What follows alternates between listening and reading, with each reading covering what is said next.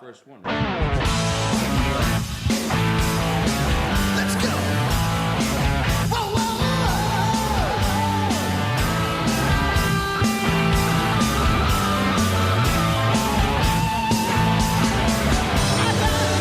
I see it. I got it. get my stuff and go. And they call me up. She put me on the show. Calling my band. Time to rock and roll. I'm on the Wiseguyz show. I'm on the Wiseguyz show.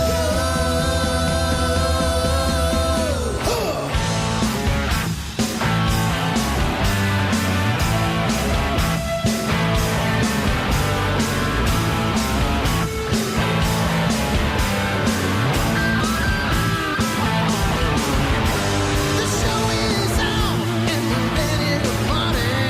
Everybody wants to be here. There's food in the green room. Pass me some Marino. Play some music. Take some calls. Do some magic. And break some balls. I'm on the Wiseguyz show. I'm on the Wiseguyz show. We're on the Wiseguyz show. All right, welcome to the Wiseguyz Show. 200 show. Come on. Let's go. Man, Mike, that deserves a not so right off the bat. Uno, due, tre, asso! Oh, man, Antonio, I catch you when you lower the volume. Uno, due, tre, asso! Welcome, everybody, to the Wiseguyz Show, a 200 special, 200 show. And I want to thank Lenny and Lucia from Zaz Radio, who did the double feature prior to our show at 7 o'clock. Let's give Lucia and them and Lenny a round of applause. Thank you for the shout-outs. You guys are great, and it's been a little hectic, so sorry I couldn't really reach out to you before the show, but thank you so much for working with the double feature, and we're moving it forward with shows, and we're going to try to pick up another one along the way. Now, let's welcome our guests right here in studio, right off the bat. Well, first, let me introduce sitting next to me, Italian singing sensation, Biagio! Sitting next to Biagio is the Doc is in the house. All right. You got a question to ask him? Ask the Doc and he'll give you the answer. Sitting over here next to me is Jumpin' Gennaro's in the house. That's it. And sitting around next to Jumpin' Gennaro, we got from the movie Many Saints of Newark coming out soon, hopefully. We got Joey Cat in the house tonight. And sitting next to Joey Cat, we got the Hoboken ambassador of the Wiseguyz Show, Angelo Accetta. What's up, guys? Thank you. And now, going around the table, going over, we got the performer this Sunday at the Franklin Steakhouse in Fairfield. We got New Jersey bad boy in the house, Mike Marino. That's not so. And our special guest host of the evening, listen, you guys know who he is. We were all big fans of his, and we still are. We got none other than Al Bandiero in the house. 92 KTU, Al, man. Listen, I even wore my Dracar tonight because of you. I got on Gucci. Thank you. Welcome to the Wiseguyz Show. Thank you very much. So far, are you enjoying it? I just want to make sure, are there any Italians here tonight? I don't know. That guy over there is a bus driver. That's all I know. Yeah, we got it covered. All right. But I want to thank you for coming to the Wiseguyz Show, and I want to thank your wife for setting this all up and making it happen. Thank you. Well, she's off screen, but we want to thank Marilyn Bandiero in the house tonight. And I also want to thank the photographer, Anthony Scala, who made it tonight, our talent coordinator. These are all people off screen, and Annette, the talent coordinator, and we got the bus driver, Antonio, the engineer, Antonio's in the house. We want to thank everybody, Francesca, and but we want to thank everybody for coming, and we got a lot to talk about, but we're going to start right off the bat with Italian Heritage Month. This is Italian Heritage Month, and you want to just start off right off the bat with your special Italian for Italian Heritage Month? Yeah, I'd be glad to.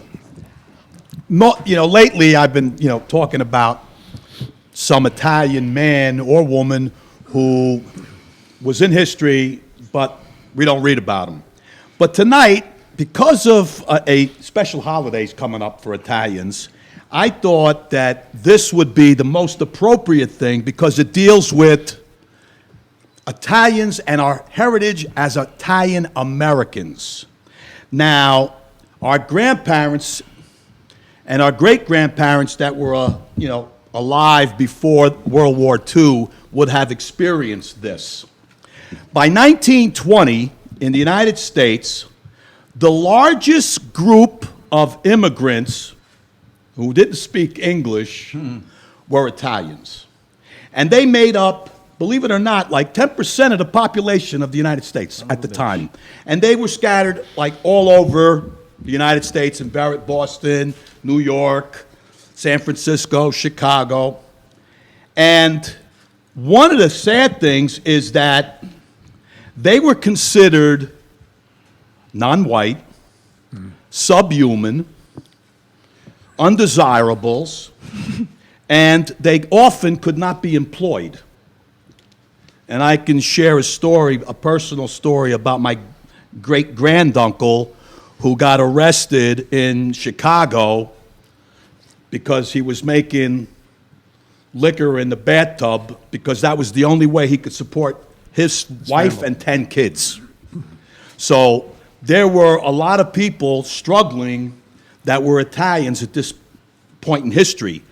But then what happened was, when Hitler got into power, the first thing that, this is something you don't read about, Benito Mussolini contacted Franklin Delano Roosevelt. Because if you recall, in World War I, Italy was an ally to the United States. Yep. So he contacts Roosevelt because he wants, hey, I got this guy Knocking on my door. I'm going to need some help. Well, Roosevelt pretty much told him where to go. He wasn't going to help him.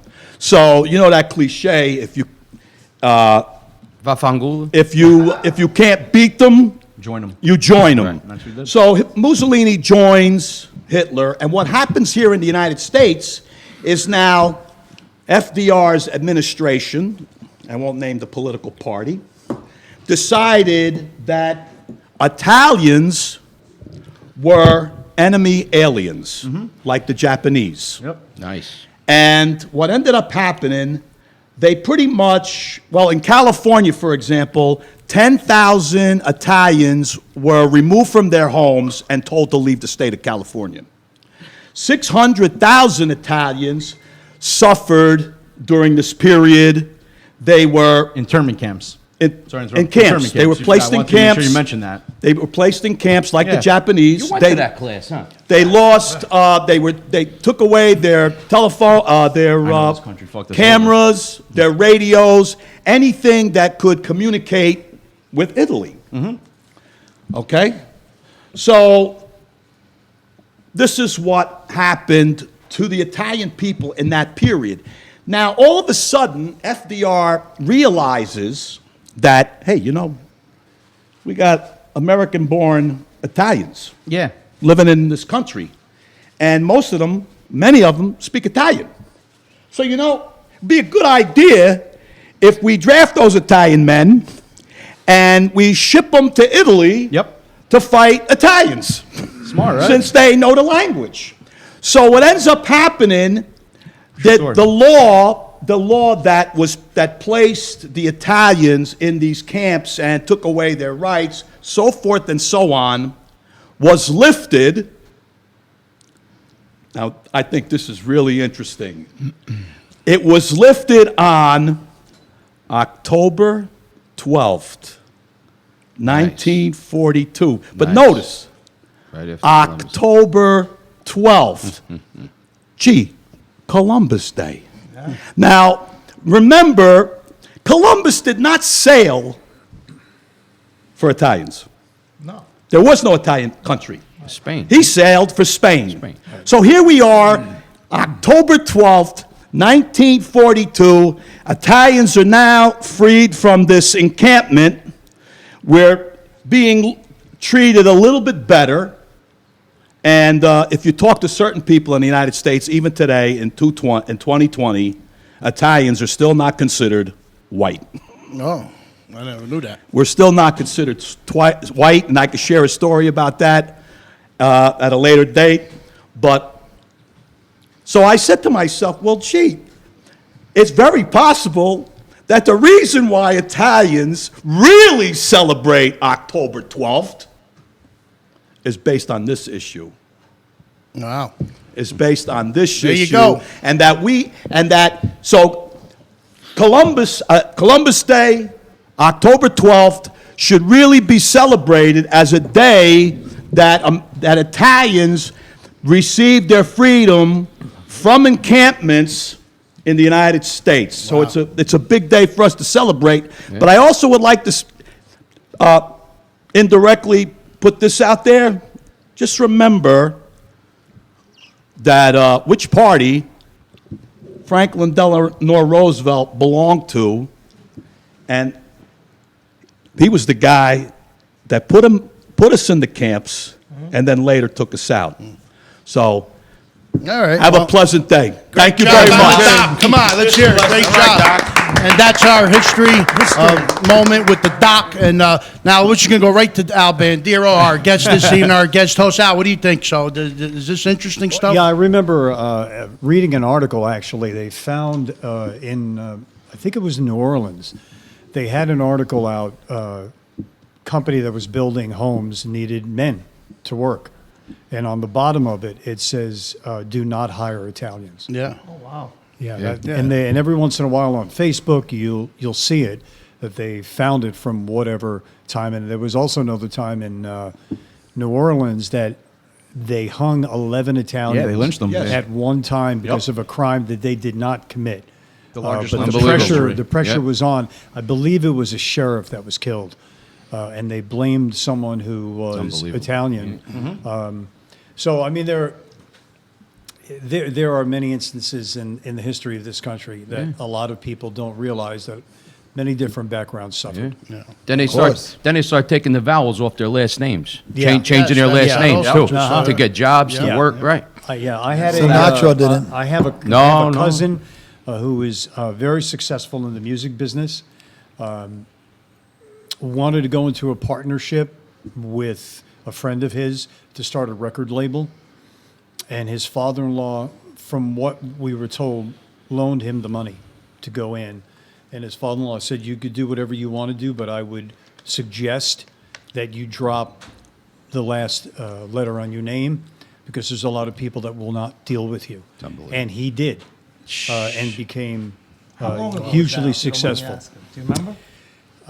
You get it through the families, the stories, and usually with Italian families, 99% of it is incorrect because they also want to. They want to top each other. No, it was 20 years. No, it was in 30.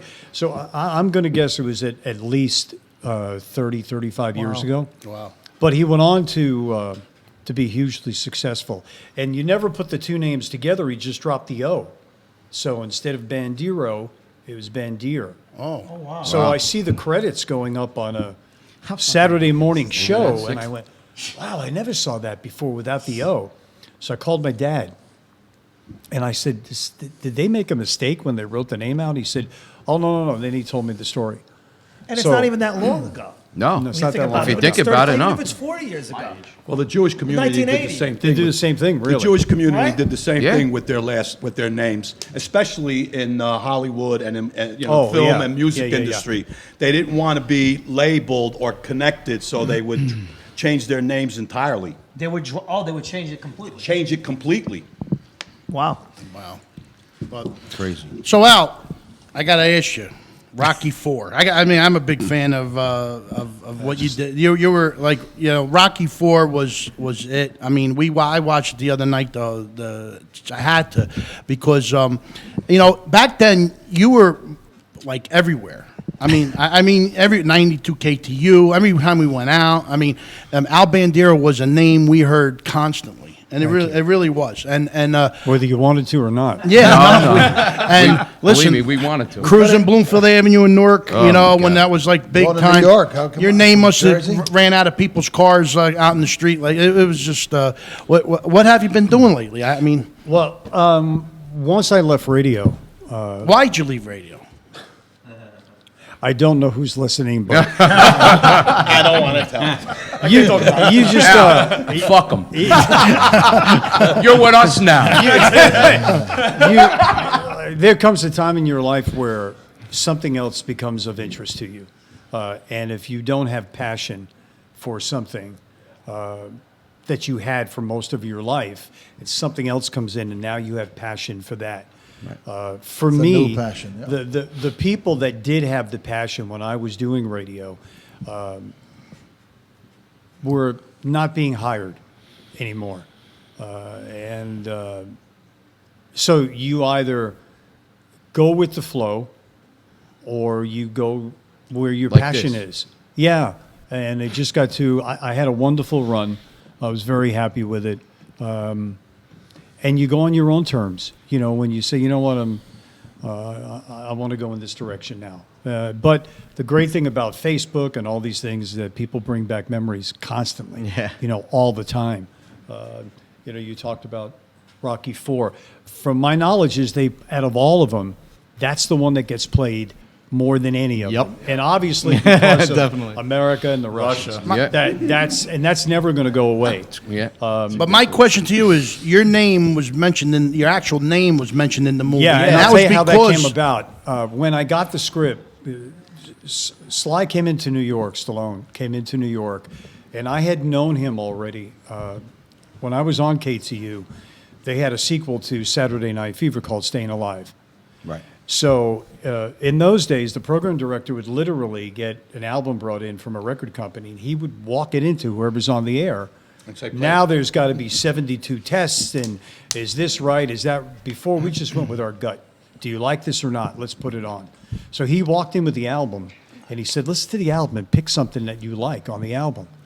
So I picked a song that was called "Far From Over," which was Sly's brother's Frank. Frank. And nobody had played it yet. And I said, "This is the one." He said, "Go ahead, play it." And it exploded. Now, usually in the music business, you start getting your records played in small markets, and then it builds. It never goes the other way, where you play it on the top station in the country, and then everybody else is on it. But that day, he just said, "Play it." Wow. So Sly had found out about it, and when he came into New York, he wanted to meet, which was, to me, a dream. That was a beautiful You know, thing. Yep. Then, where I was living in Manhattan, he said, "Are there any apartments in your building? I'm looking for a penthouse, you know, maybe in Manhattan." I said, "Yeah, we have some." So we went up, and he took a look at it, and it was too small. Which, I said, "God bless you if this is too small." And we went into this room that was like a party room for only people in the building. And there was nobody in there, and we sat, and he said, "What do you want to do?" And I said, "Well, I still want to do this." And he said, "If I ever have something, I'll let you know." And you know people, it goes in one ear. Yeah, sure, he's going to let me know. And the next trip in, he called me and he said, "Meet me." So we met, and he said, "I want you to be the ring commentator." And I, well, wow. Oh, okay. I said, I know nothing about calling a fight. He said, "It's okay." He said, "You know your way around a mic. Don't worry about it. I'll all write." right. So when I got the script from him, it was commentator number 1 and commentator number 2. So when we went there, I said, "Well, what's my name? Well, what's the character's name?" And he stopped for a second, and he said, "Use your real name, because this is going to go all over the world." Wow. Nice. Wow. Good call, Sly. So I went, "Oh, okay." Beautiful. So, and then and I still get people talking Nice. about that. So I'm very fortunate that he just took a liking. You know, he could have had 1 million people. He was actually not supposed to have me in there because SAG, the Screen Actors Guild, I wasn't a part of at that time. And they wanted, which is what you're supposed to do, they wanted their people to have it. So Sly got around it by saying, "Well, he's an expert behind the mic, so I need him in there." I wasn't an expert Didn't matter. with calling a fight. It was his baby. But he Didn't went to matter. bat. Right. He went to bat for me, and it was, that thrill. I mean, every time it's on, I never watch it.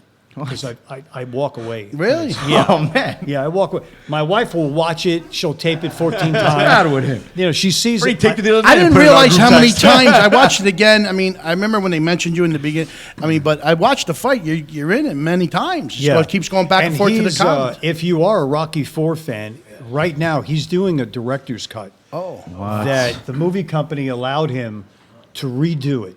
So there's a couple of things that one thing he took out that he never liked. If you remember, there's a robot in the scene where it's Paulie's. Yeah. He was washing his car. It's his birthday He present, said, right? I It was his hated birthday that robot. present. So they gave him a director's cut. So he's now taken that out, and he made the announcement. But now he's working on my scene with the fight between him and the Russian. So I think he's going to make the scene a little longer. Oh, nice. So Nice. there's stuff in there that hopefully he'll put even more stuff back in. I'm Yeah, sure. that's awesome. I'm sure because if I watched it, because I'm an editor, so watching it and seeing the cuts, you look like in certain scenes you were about to say something. So I'm sure they Yeah, did. and then they cut. Yeah. So I think for time wise, and you know, but I walk out of the room when it comes on. You I'll remember watch what- it sometimes up to that scene, but then I'll leave, and my wife will, where are you going? That's crazy. I leave because Do you remember the I knew moments? nothing about acting at that time. So So what? now that you are acting, you look at it. I do. Other people, I cringe when I look at that. "Oh, why'd you do that? You know, all actors do Yeah, that. you criticize. But I thought he looked great. Me He was too. natural. You're being yourself. Wow, yeah. Probably your best work. You weren't acting. That was Yeah, fantastic. right. You got to do a big picture. You're a Look at natural, that. right? But it was that was clearly a thrill to be on to watch him because it took 2 weeks to shoot that for a scene that's on maybe 8 minutes. I don't know. Do you But have- it do was you have- he took 2 weeks. crazy. So I had to be at that table for everything. So to watch him work at that time where he was the best of the best, you know, around the world. Do you have But- your original script? it's framed and nice. And there's even on one of my pages when Drago hits him and the blood comes out, it's spilled out of his mouth on the page. So I went for a second to clean it, and I went, No, leave that. let Don't it touch dry. that. So I watched him in action great, of just directing, because I had no idea that years later I would be acting. But what I learned from how he did things, that I took it to when I go and do something now, all that comes back to me that, you know, in a million years I would never think. Now, that I what would would be doing. happen if you actually took that script and you photoed it and you posted that? You think they'd have a problem with it? You mean online? Yeah. There's certain things I would never do. Like That's one of 'em. Right. That's one of them. That's a personal thing. He also gave me something that was very important during the shoot. The shorts that he's wearing, I have them. Oh, Yeah, and he gave them to me, and we framed it. So that those going up on and eBay. and people said, "Well, you know, why don't you have him sign your name?" And I said, "No, it's put it up as it is, as he wore it." You know, Wow. That's Wow. your personal precious yeah, so moment. he was incredibly kind to me. So when I do hear things about him, he never treated me anything other than in his home. Many times we just would sit and just talk, you know, about life. I'm sure that a vowel on the end of my name didn't hurt. It helped in this matter. That one time it didn't hurt. But what I learned from him was, and to know inside stories of his struggle. And if you know anything about the movie business now, like for our movies that we're doing, we raise the money independently. So you go to wealthy people, and for what we offer in our films now, it's a lot better than putting your money on Wall Street, especially after yesterday. So what we give back to investors is much more than Wall Street does. So they're now looking to put it in different areas. And back then, he used to talk to me about doing this thing that's impossible, but we love it. You know, great. that's what we do. Mike Marino, What's going on? I'm Very allowing quiet. the man to talk. I'm a professional. You were doing some thinking. I was watching You you. think I'm like every other Italian that jumps on the other guy's joke? I'm letting him do his thing. I'm waiting my turn. I'm noticing shit while I'm here. I'm the only one with a microphone that don't got the COVID cover. You trying to kill me? You got me by the light that's burning out my retina. Got me sitting behind a piece of wood that remind me of Thanksgiving down in the basement with the family. I don't want to interrupt. There the were guy. good days, though. They were the best. They were days. good days, right? I'm still eating in the basement. I know. Nobody's there. I want to tell you, we spoke before the show yesterday. Before we spoke yesterday, and they do have to leave. They have an issue I have to handle, and we just wanted to make sure we get our full interview with him. That's why we're I going to said get go to you. ahead. I just want you to know. I don't want you to think I we're didn't say ignoring you. nothing. You're New You're Jersey wasting the bad guy's boy. time. Let him talk Listen, now. you're not going nowhere tonight. You'll 'cause- even notice how I sit back. Listen, we have in the contract. We have in the contract for Sunday that if you leave tonight, you didn't see that. We wrote it real small. If you leave early tonight, you don't get paid, and you still got to We're okay. perform. We're And you okay. still got to perform. As long as I'm getting my $10 for this show, I'll be fine. And 2 slices of pizza, not 1.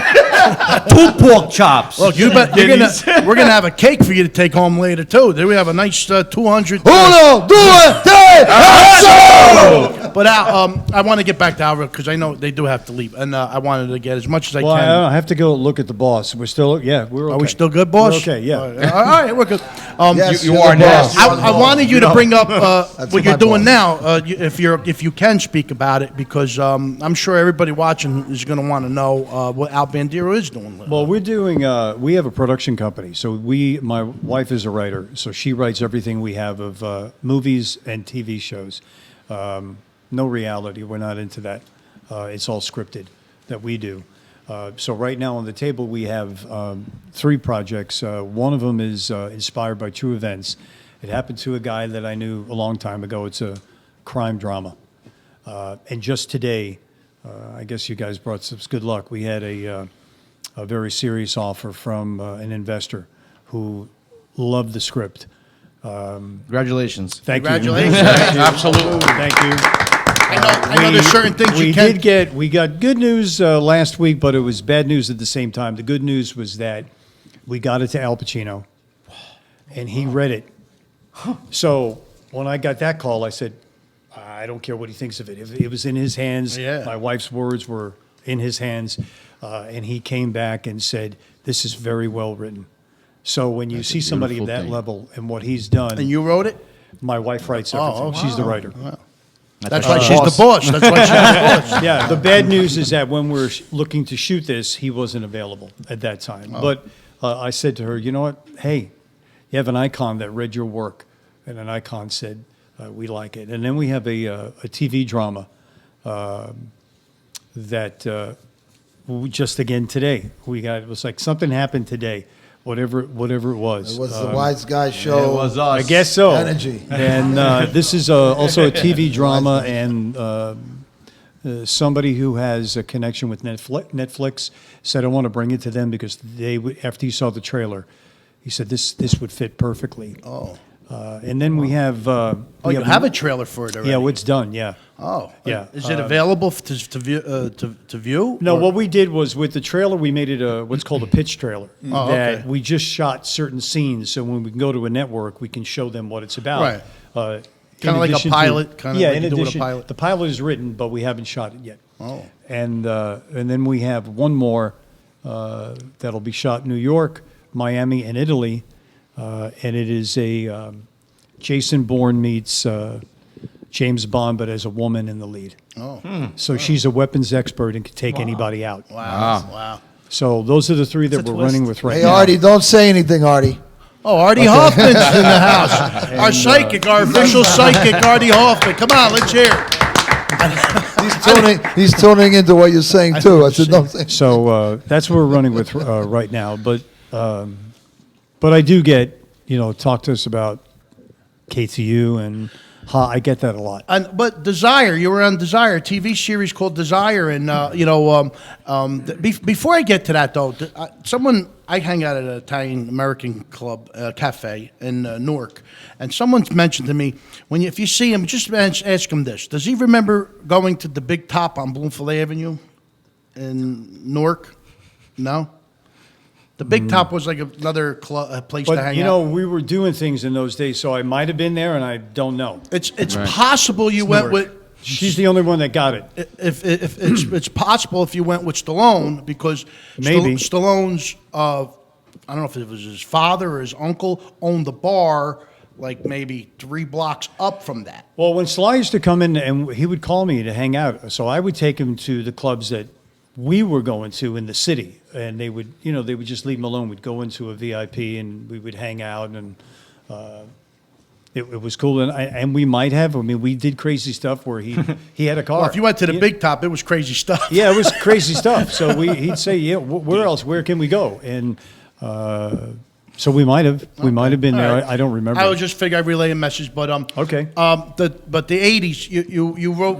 You worked in the '80s, and do you think that was the time, the '80s? My wife asked me that question a lot. I love the Was the 80s. best time of my life. I think the '80s were I would unbelievable. probably say Listening that, to him, if it Girls was next to me, 92 KTU. if there was abundance, Forget about it.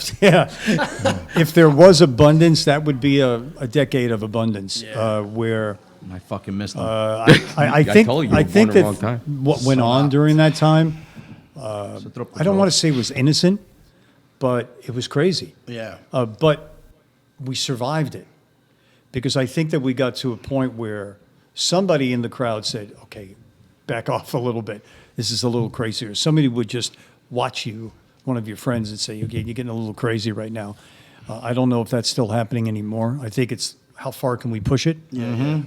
But you also had a responsibility to the radio station you were on. If you were doing a movie, you wouldn't want to embarrass yourself or that facility that you were working in because you would hear about it, where that's different today. So I would probably say that, yeah, that was in abundance that decade. But it was a decade that was, it just came alive.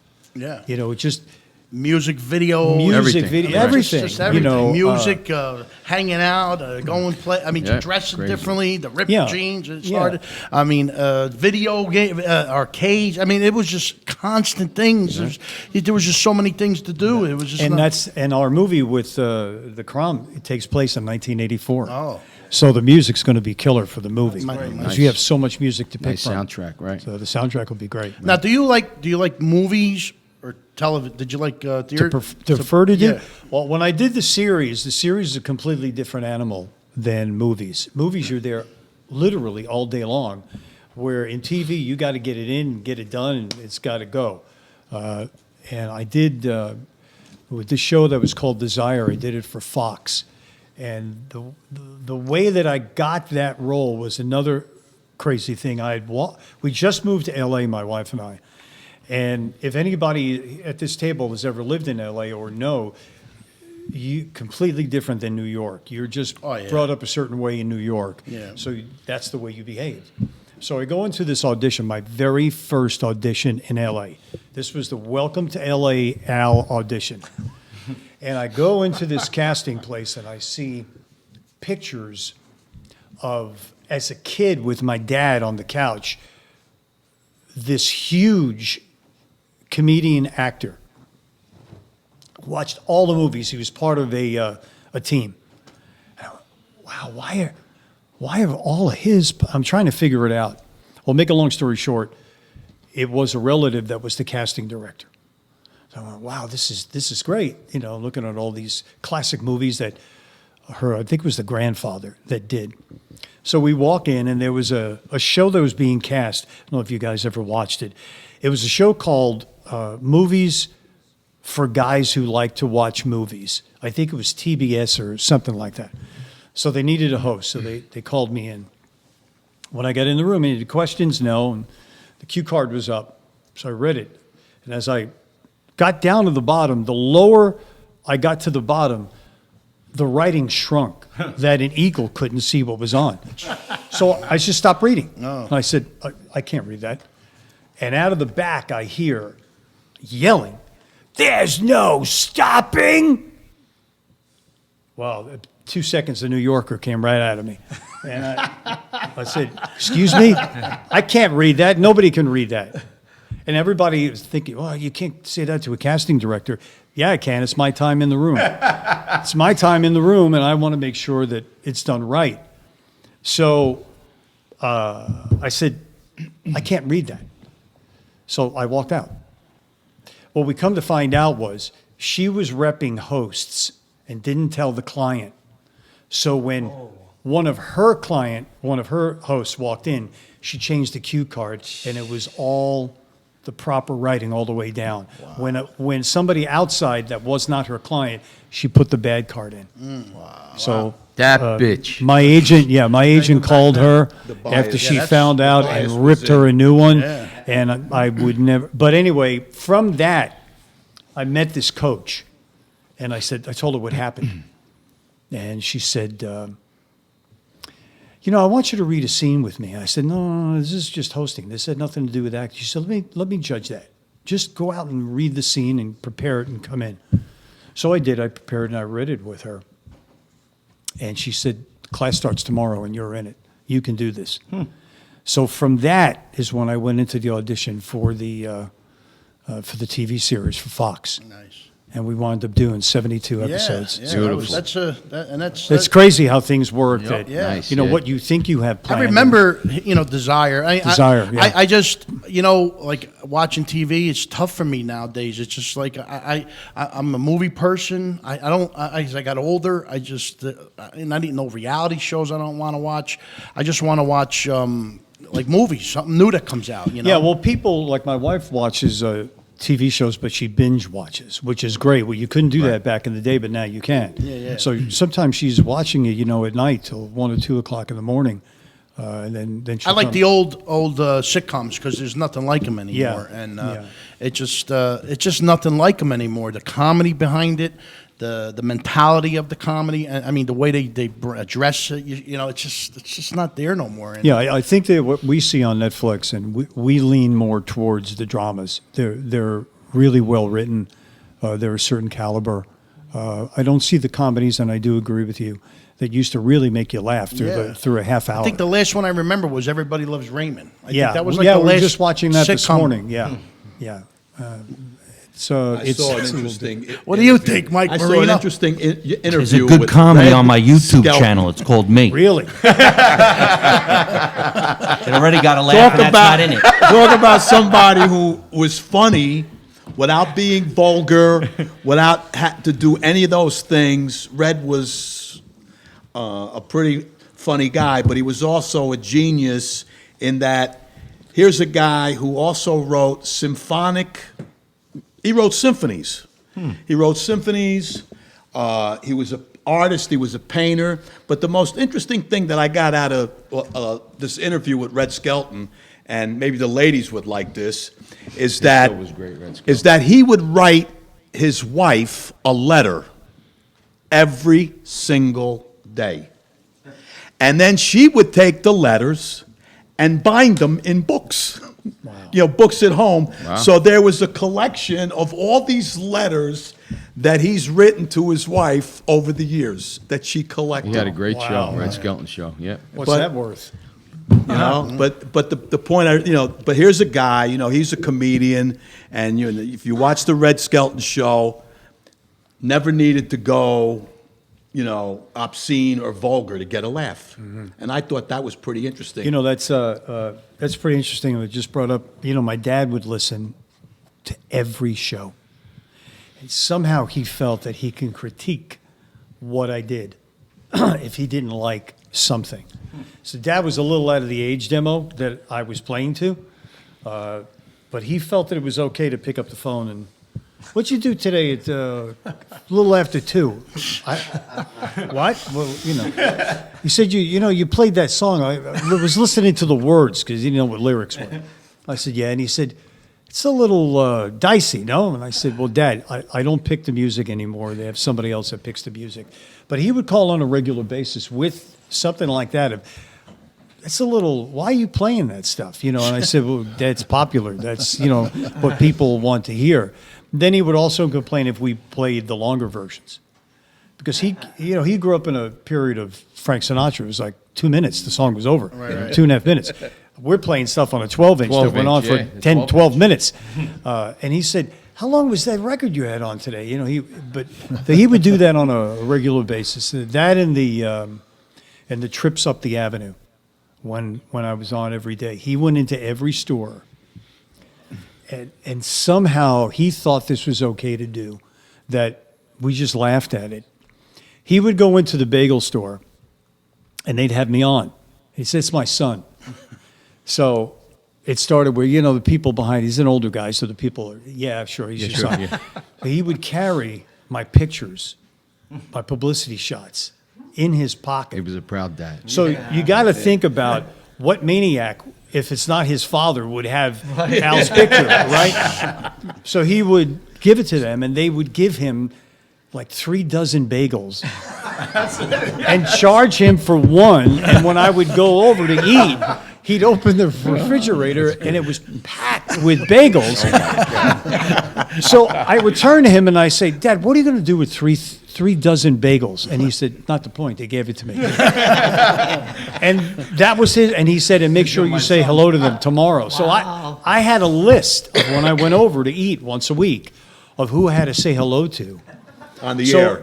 On the air. Because that was they gave me this, and I said, okay, Dad, if you're going to do this, go to the steak store. Yeah. Go to the butcher. Go to the bagels. What are you going to bagels? Go to the So fish market. that's what he would Get do. some lobster Or he tail. would get a pound of something at the Italian deli, but they would give him 3 pounds. Nice. But this is what he did. And the New York premiere of Rocky, when it first comes on, they have a real tight close-up of my face. Rocky IV or Rocky IV. Okay. Rocky IV.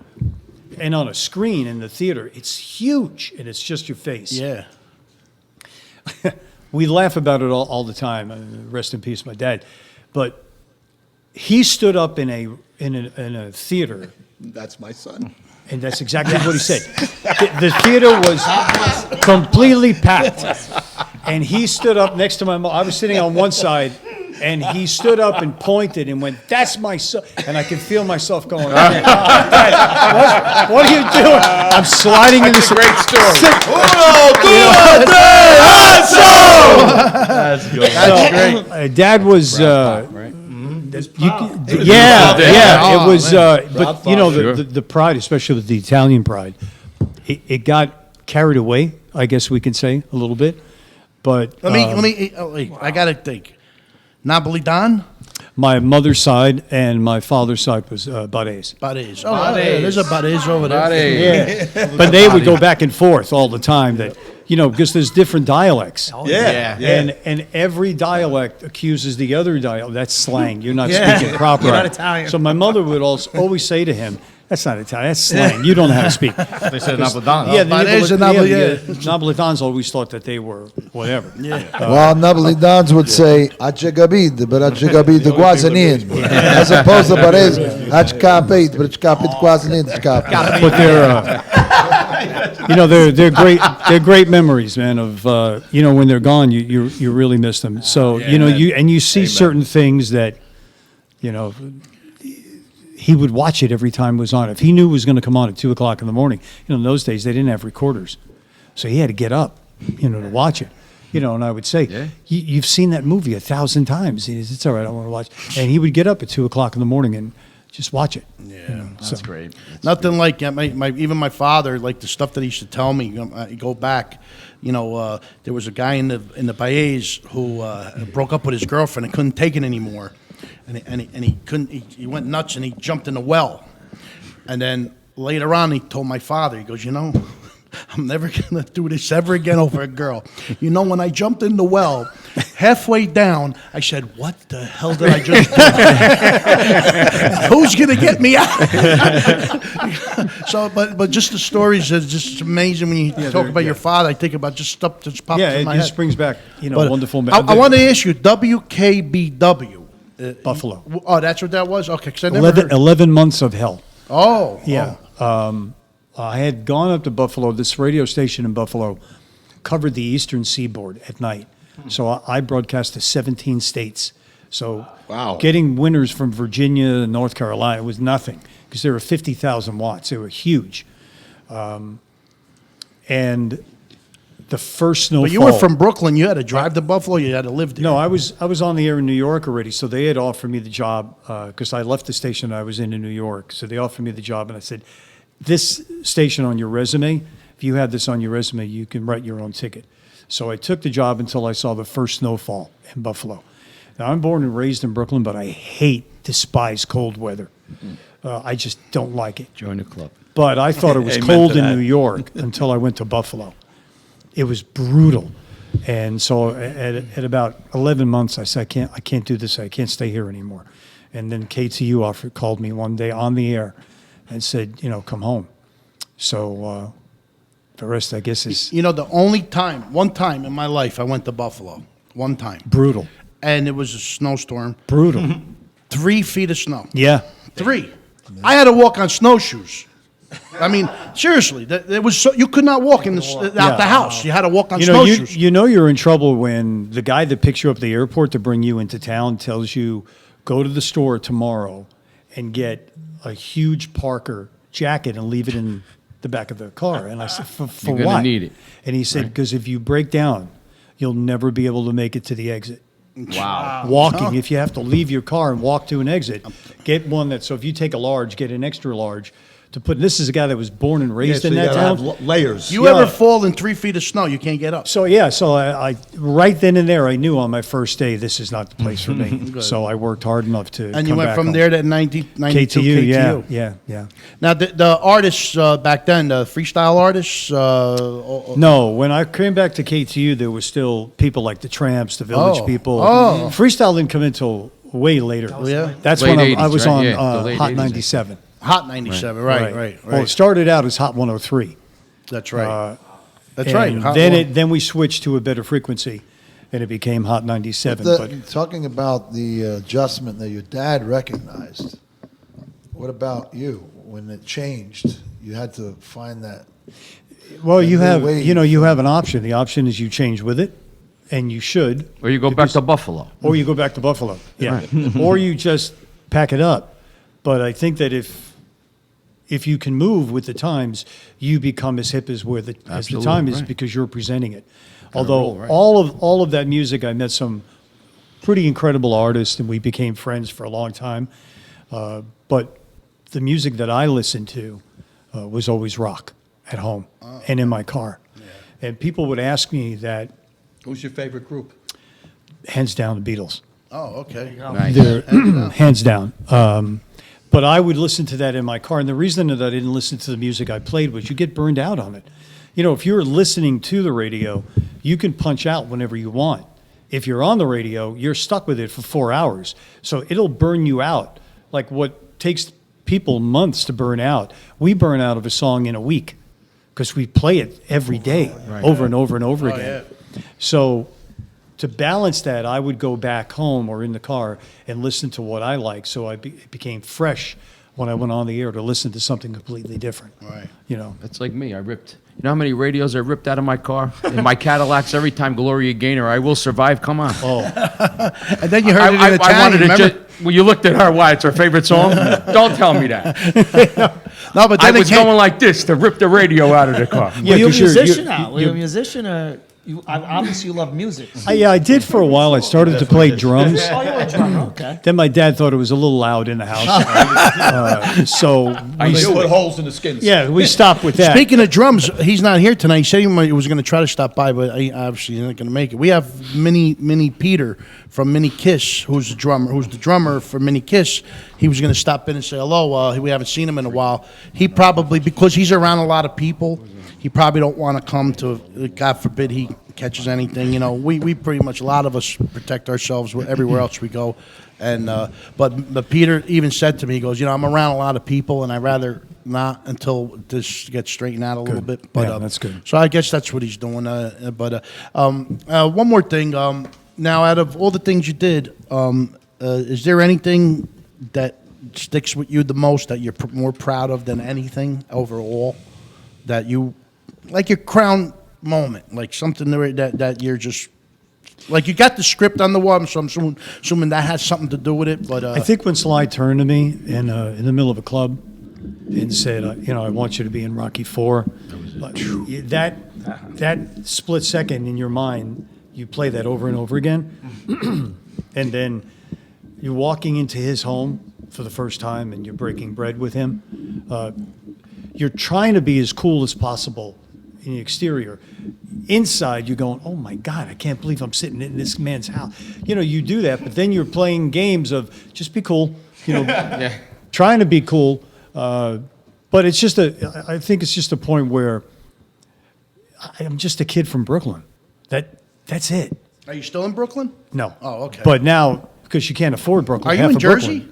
I live in New Jersey. Oh, now, I didn't yeah. know that. I did Yeah, I not used know to that. live in Franklin Lakes, which is Oh my God! 2 minutes Tony from here. Lips. You go to Tony Lips lately? We haven't Frankie been there Valley for a while. Longa, we're yeah, friends yeah, with yeah, Frankie. yeah, Yeah, we're friends. But you know, I think when if you always keep that in mind where you're from And Nikki and Valley how you Longa, I gotta mention. and how you grew up, you were just this kid in a Brooklyn neighborhood that your parents gave you a great work ethic, and you brought that to you. And my dream was always to be on the air in the biggest city in the world, New York. And at the time that I was honing my skills, I was on Philadelphia, and Philadelphia is just a phenomenal city. So Philadelphia put me on the map in order to come home to New York. Nice. I just want to tell you, Doc. I don't. When you scratch the, Oh, I'm sorry. you could hear it. So I got a question for you. I got two questions for you. All right. Do you have children? no. Oh, because I was going to ask, when your children do something really great, do you go, oh, that's my kid? But I have a ton of nieces and nephews, and you know we've gone through that. Oh, I could see doing that easily. My father was very quiet. I can't see him doing it, but I could see myself doing it for my niece. You know, Sure. and Sure. That's just. And you know, when you take a step back, I mean, for instance, just asking me on a show like this, I've watched your stuff many times on YouTube. You know, very funny. And you're sitting with these people that admire you, and I always looked at that of admire me. No. I admire these people. You know, I remember the cousin Bruceys of the world, and Oh, yeah. when you were a kid. Right. And you'd never think in a million years that he even knows you exist because he's of a certain level. And then when you finally meet somewhere, I know who you are. I listen to you all the time. You take a step back and go, you listen to me? It's like, no, I listen to you. So that's probably that, and maybe the very first station in New York was my proudest moment, that I got that phone call. Nice. That you were able to come home. I have actually a moment I want to share. I was so proud to see my son excelling in volleyball. And the rival team was Lakeland. You know, we're from Fairlawn. And so he played a very big, important role in making that happen, you know, and winning the Northern Sectional State Championship. And what I couldn't understand is there was a few of the kids that he went to school with, and they were holding up, you know, pictures with the sign of some of the kids on the team. And I'm looking around, and he really did extremely well, and he helped win the game. And so I was so ecstatic. I grabbed him. I went down on the floor. I grabbed him, and I put him on my shoulder, and I was jumping up and down with him like it was one of the signs. And I never thought in a million years I would do that, but I was I don't so think that ecstatic. you could probably, no matter how precise you get in that, the way you just were, I don't really think that you can have people understand what that feels like. I mean, I used to see it in my father's eyes, and my mother was just, your father did this yesterday, she would report. But in watching him, when you walked in a room, he would never even introduce me by my name.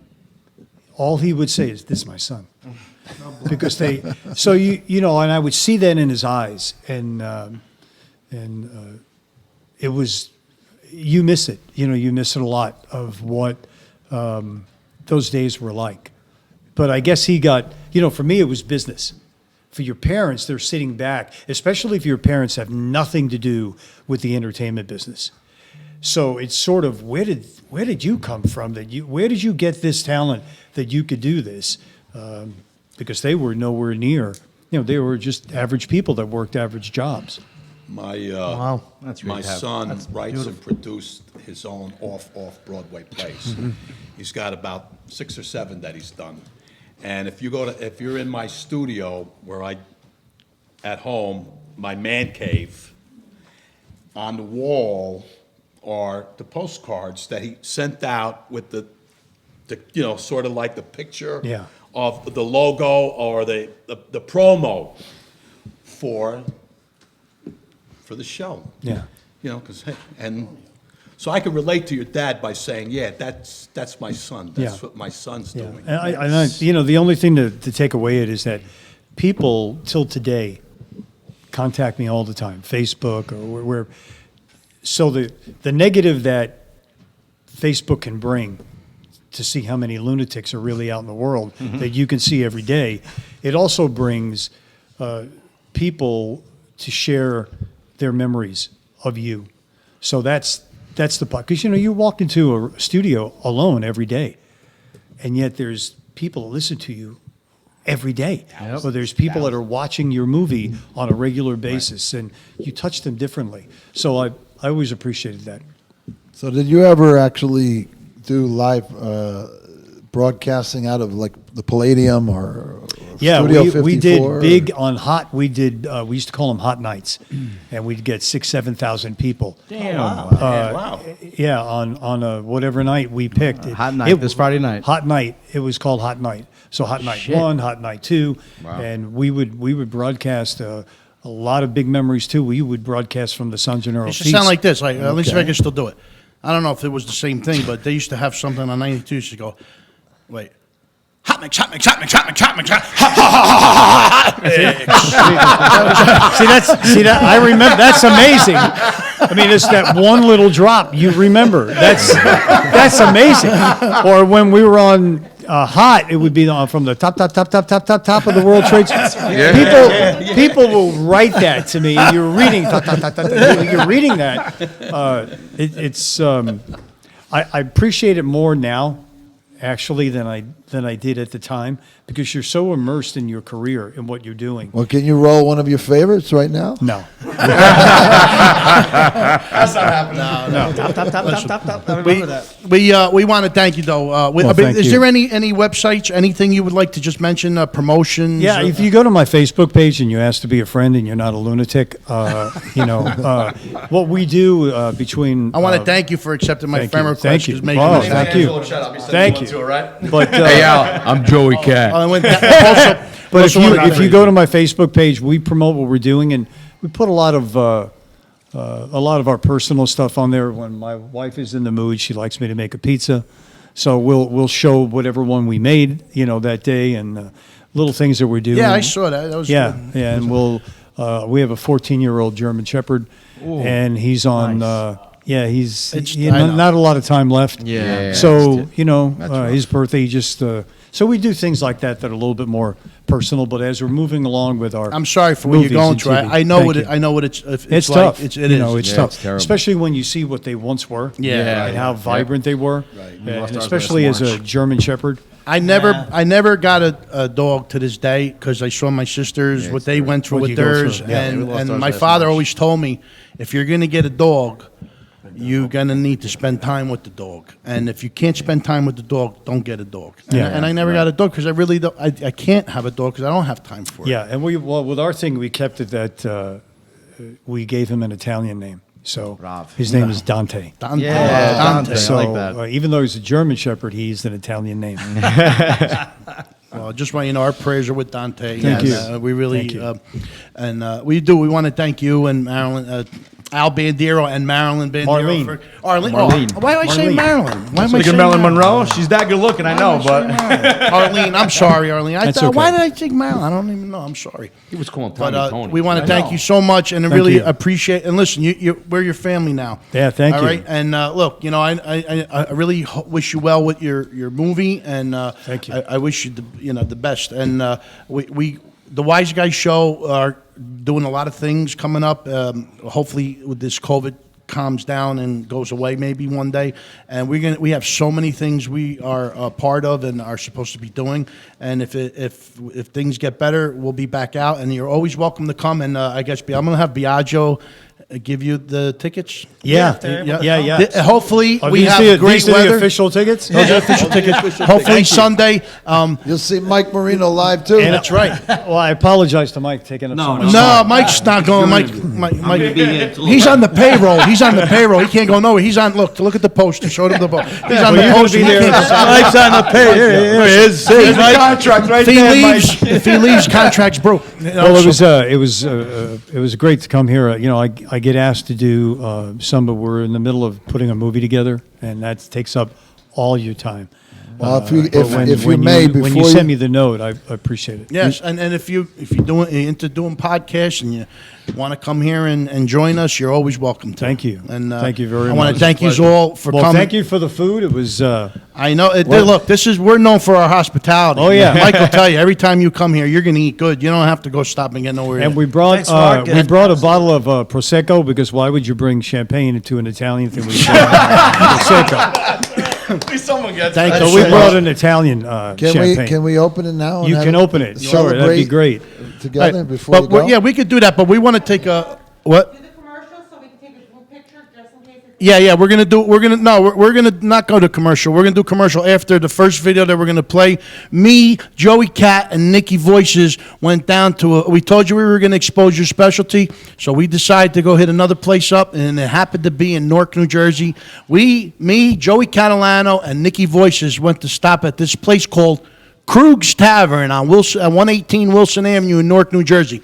They are famous for their hamburgers, and we're going to let you know, we're going to show you what we did down there right now, and we're going to say goodbye to Al Bandiero and his wife Arlene. I got it right, I'm sorry. Thank you. And we want to Well, thank them so before- much, and hopefully we have a great day on Sunday, and we'll see them on Sunday, and we'll have a great day there too. Before Thank you you. close off, you're gonna do something. Oh, we're going to do an hot show. You're gonna let you do the uno, do a tre, and then we'll say I like to listen. I like the way you guys do it. All right, well, You guys do it so well. Mike. I And like Mike, it. will you lead it? But you just need a little bit louder. Do the count. Go ahead. Uno, dos, tres. thank you so much. We'll see you right back after these messages. No, not Jake LaMotta. Gary LaMotta. No, Jake LaMotta's family. Oh, okay. Hey, everybody, this is Freddie the Fireman from the Wiseguyz Show. We are here at another episode of The Specialty. And again, we're here in Newark, New Jersey. I'm here with Nikki Voices Oh, the best. and Joey Cat. Yo, what's up? And where are we today? Guess where? In our hometown of Newark, New Jersey at Krug's Tavern. Oh! Nothing but the best here. Nothing but the best. Krug's Tavern's known for their famous hamburger. Since 1932, they've been open, and they're owned by the originally it is still the Jake LaMotta family. That's right, Jake LaMotta from Raging Bull. The Raging Burger. And we're gonna go inside and we're gonna meet the owner, Gary, and he's gonna let us know, what does it take to make the famous Krug's Tavern burger here at 118 Wilson Avenue in Newark, New Jersey. You guys ready? I'm gonna We're eat ready. one. Best burger you'll ever eat in your life. Let's go. Here we go. Krug's Tavern. We're going inside now to talk to Gary, the owner. All right, everybody, here. We're inside Krug's Tavern here at 118 Wilson Avenue. We're about to talk to Gary to give us a rundown, a little history on this burger, their most famous burger. Lately, these places nowadays, the hype is who's got the best burger. Well, Krug's Tavern's been doing it since 1932, and Gary's going to tell us a little bit more about it. Gary! What's up, Gary? What's going on? What's up? Thanks for coming down, guys. What's this thing? Listen, I was a fireman down the East Ward of Newark, New Jersey, and we come to Krug's many times. Give us a little history of this burger. Well, it's been in the family since 1932. The grill's just as old. A lot of burgers, a lot of seasoning on the grill, and it just keeps going. Now you're actually a descendant of Jake LaMotta, aren't you? That was my grandfather's cousin, so it's like distant. I met him here already at that table over there. He was here. This one right here? Yeah. Oh, okay. And now, it's been here since 1932 in the East Ward. And, My great-grandfather opened it up in 32. Nice. And you're famous for your burger. What's so special about the burger? It's just a lot of meat, the grill with the seasoning, and they just somehow work, and we keep selling more and more every day. Are you going to show us how it's made? We're going to show you how it's made. All right, let's go check it out. Okay, I'm here with the Chin here at Krug's Tavern. He's going to show us how to make the famous Krug's burger since 1932. This place has been running hamburgers out of here like it's wildfire. Let's see that baby. Get ready to go. How many hamburgers you make a day? On a busy day, we could do about 250. 250. Man, look at that. Let me just get a good look at that bad boy. Damn. Well, look at the height of that too, just so you know. All right. So 1932, you've been making burgers. This place has been making burgers since 1932, and I'm telling you, the places now start to talk about how famous their burger is and all this stuff, but to be down here in the East Ward, down that area in North New Jersey, making burgers is rare, right? Because like everybody's just like Portuguese food down here and everything, right? Portuguese, Spanish.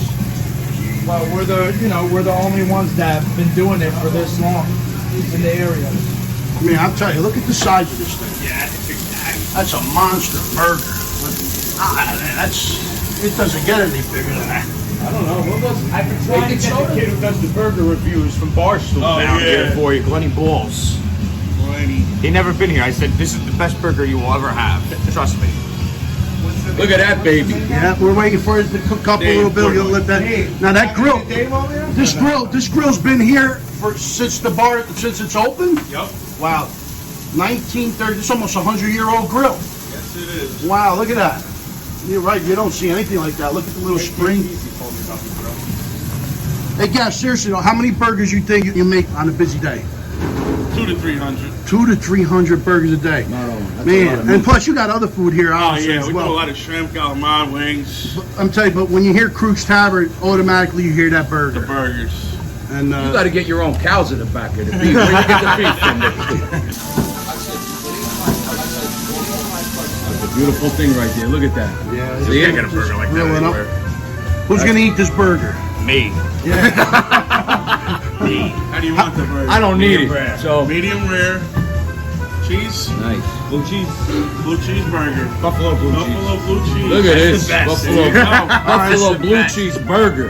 What's the famous burger here, though? Bacon cheese, bacon cheddar. They go a lot. Fried onions. Fried onions on it a lot. Yeah.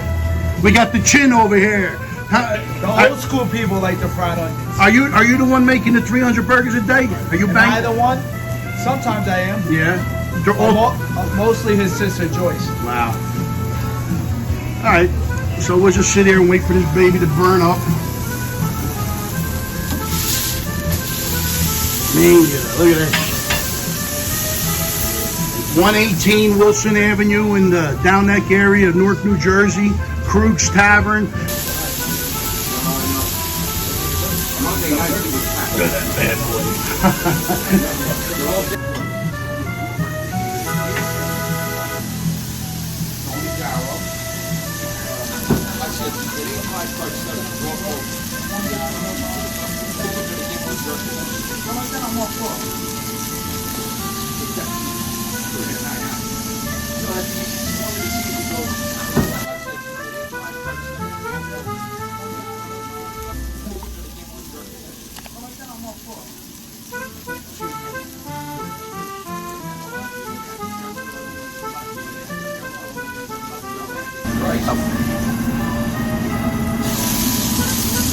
Blue cheese burger. Look at that. Man. We're here with the Chin here. Look at this.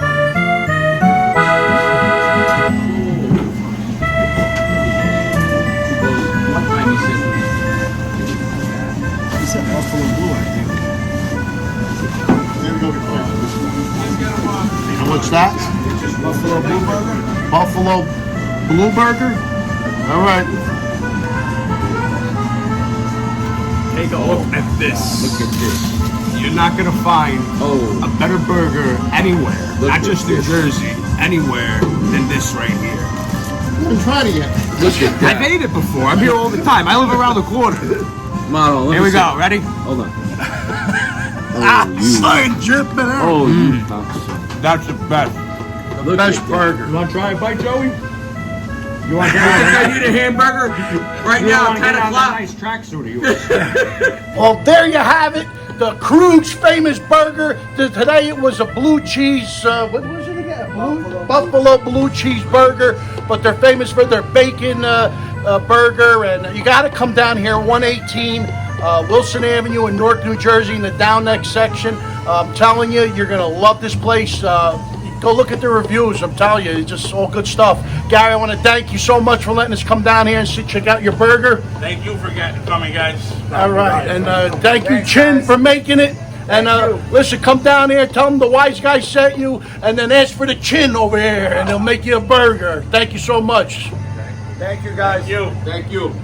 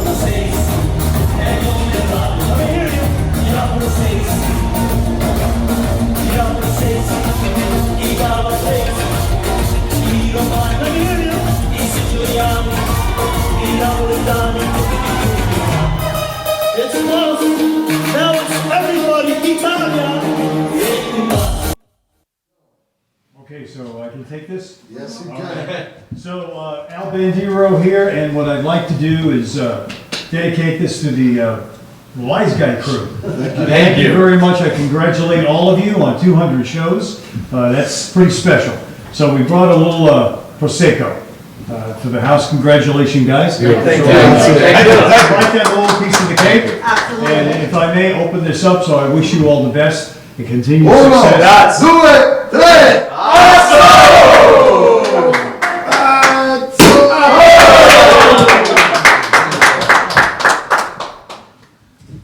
Now, if you want to take a piece of cake with you, would Yeah, we'll cut it. Your I'll slice, fix them. your Absolutely. slice, absolutely. That's for you. Hey, Pete, this way, everybody else this way. Yeah.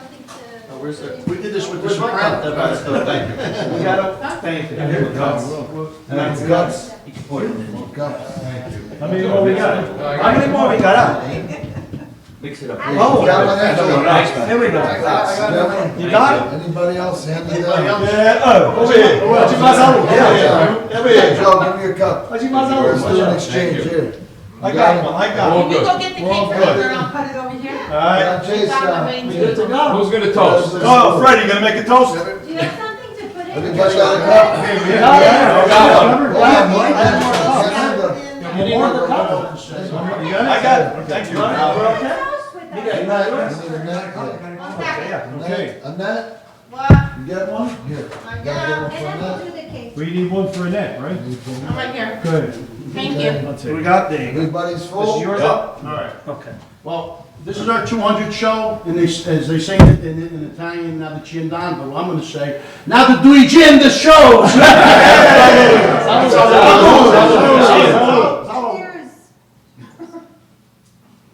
Good. All right. I like that one, Fred.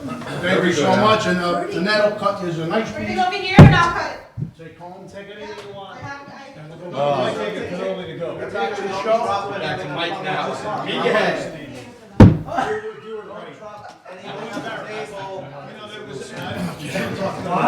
When you're joking about that. Did you like this? Yeah, that was great. That was just amazing. It was. I just started with you that way because people were watching, so let's go right into the Italian. Oh, great, that was good. But I was, I thought, when I saw that, it was October 12th. Yeah, we're live. All right, we're back here with the, Come on, folks. the Take a seat. reminiscing a little bit, and we're gonna get back to everything. Mike, what's going on, Mike?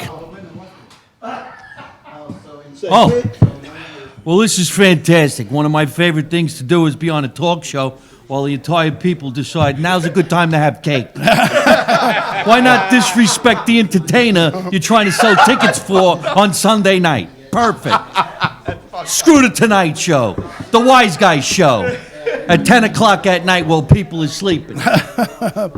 All right, but hey, Mike, though, I want to thank you for sitting back and You don't have to thank letting me. it go Buy through. my masks. Oh, they're nice. I like those. I didn't even see those. Make America Italian again masks. They're on Nice. sale. All right. Do you got any of those with you today? Yes, I brought a couple of gifts for the guys on the show. Oh, thank you so much. And listen, I'm hoping Sunday's a nice day, and we can. I hope it rains. No. I like performing in the rain. No. Nothing like holding a microphone and risking getting electrocuted while you're performing. That's the shit you want to do. Oh, we want to get Uncle Floyd. We want to get you up there, and we want to really make something happen on Sunday. It's going to be a lot of fun. This is going to be fantastic. I can't wait to perform on Sunday. One of my favorite times to perform as a comedian is not late at night while people are drinking, having cocktails, but at 2 o'clock in the afternoon while people are eating pasta too full to laugh. That's my type of show. Well, listen. Make sure there's a magician on in front of me, too. I'm going to read out Or to a you. music. You know what? I always wanted to be a magician, but being Italian, I'd make somebody disappear and the show would be over. Thank you very much. I'll be here all night. Annette. Are we good with the camera? Right now it's on mic. Oh, all right. Okay. Oh, great. All right. Okay. Yeah, that's good. That's good. I'm happy with that. And Artie, when Artie's done, he's going to come over to Mike on this mic here, and we're going to get everything rolling. But listen, let's mention Heritage Italiana this Sunday from 1 to 6 p.m. at the Franklin Steakhouse in Fairfield, New Jersey. New Jersey bad boy Mike Marino will be in the house tonight, that day. And also of original Wiseguyz. He was original Wiseguyz, just so you know. Uncle Floyd. Floyd Vivino was one of the original Wiseguyz. Floyd Vivino is a legend. Legend, I can't totally. wait to perform with him. An Italian singing sensation, Biagio, will be in the house. Also, This was sponsored by Lamborghini Vodka, Lamborghini Wine, Roccabella Vodka, and Barbaro Coffee. Tickets are $60. We're hoping for good weather. Let's pray for good weather. General Patton hoped for good weather, and he got it, and he prayed for it, and that's what we're going to do too. This includes meatball sandwiches, cheesesteaks, chicken parms, Italian hot dogs, corn on the cob, French fries, water, espresso. And if you want to have some side stuff, you're going to have to buy their Zaples. Tommy Scala will be making the Zaples, so you know, Mr. Photographer. And also they'll have rice balls in the house. Right, you like rice balls? I don't like balls. And pastries and cookies and stuff like that. Like figs? But it's I never Columbus liked Day the weekend, fig. so be there. Wasn't my thing. No, the trees in the yard is all wrapped up, looks like a mummy. That's what the Italians do on Halloween. They wrap up the fig tree, looks That's like right. a mummy, scares the shit out of the kids, and you don't got to give them candy. You got a fig tree? I'm on right now. I'm on right now. Do you have a fig tree? Huh? You have a fig tree? Fuck no. Oh, I was going to say, you know how to wrap it up, though. I would know how to wrap it. I know a couple of people I want to wrap up right now. So I want to ask you, are you still Take your time. Locatelli Cheese? Are you No. still part of them? No, because when the pandemic hit, I had to lose a couple of sponsors because they couldn't get cheese. Oh. Think about it. Import, export. One of my biggest sponsors, wow. Locatelli Cheese.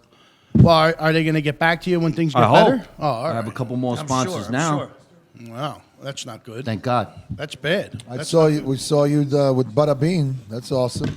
Butter Bean. Yeah, well, you know, we're trying to sell his coffee, get him a little boost in the ass. Awesome. I don't coffee. It's know. an I don't awesome know if you coffee. know, but I'm the capo of that family. You know what? I'm the capo. Of the Butter Bean family? Yeah. That's great. Hey, listen, if you're going to be the Andrew. capo of any kind of a family, Butter Bean is the best family. Why be the head of a family that can kill somebody when you can be the head of a family that could just give somebody fucking agita to the coffee? That's the coffee you want to be part of. Thank you very much. We're on right now. Yes. We're yes. rolling, yeah. Rolling Andrew. right now. We're live. Butter Bean. You've been on our show quite some times. You know, I don't know what made me come back. You know That's who's how many been on times the I've show? been on your show. You know who's been on the show more than you? What? You came back because of me. Oh, yeah. Why you came back? No, well, he's performing for us on Sunday, and that's why he's back. No, you've been on our show a lot, but you want to know who's got more shows than you? I think you're second as far as guest hosts. But you know who's got more than you? You're not going to believe it. Amazing Kreskin. He's been on our show a little bit more than you. Well, that's why he's maybe amazing. one more. You might be almost tied with him. I'm not amazing, Mike Marino. He's amazing, Kreskin. He gets around places. Yeah, I'm telling you, he's a hustler. That guy. I have things to do on a Wednesday night. Shows. I have my own show every Tuesday night, live from my mother's Live basement. from his mother's basement. Yes, Come on, it we is. saw. Hey.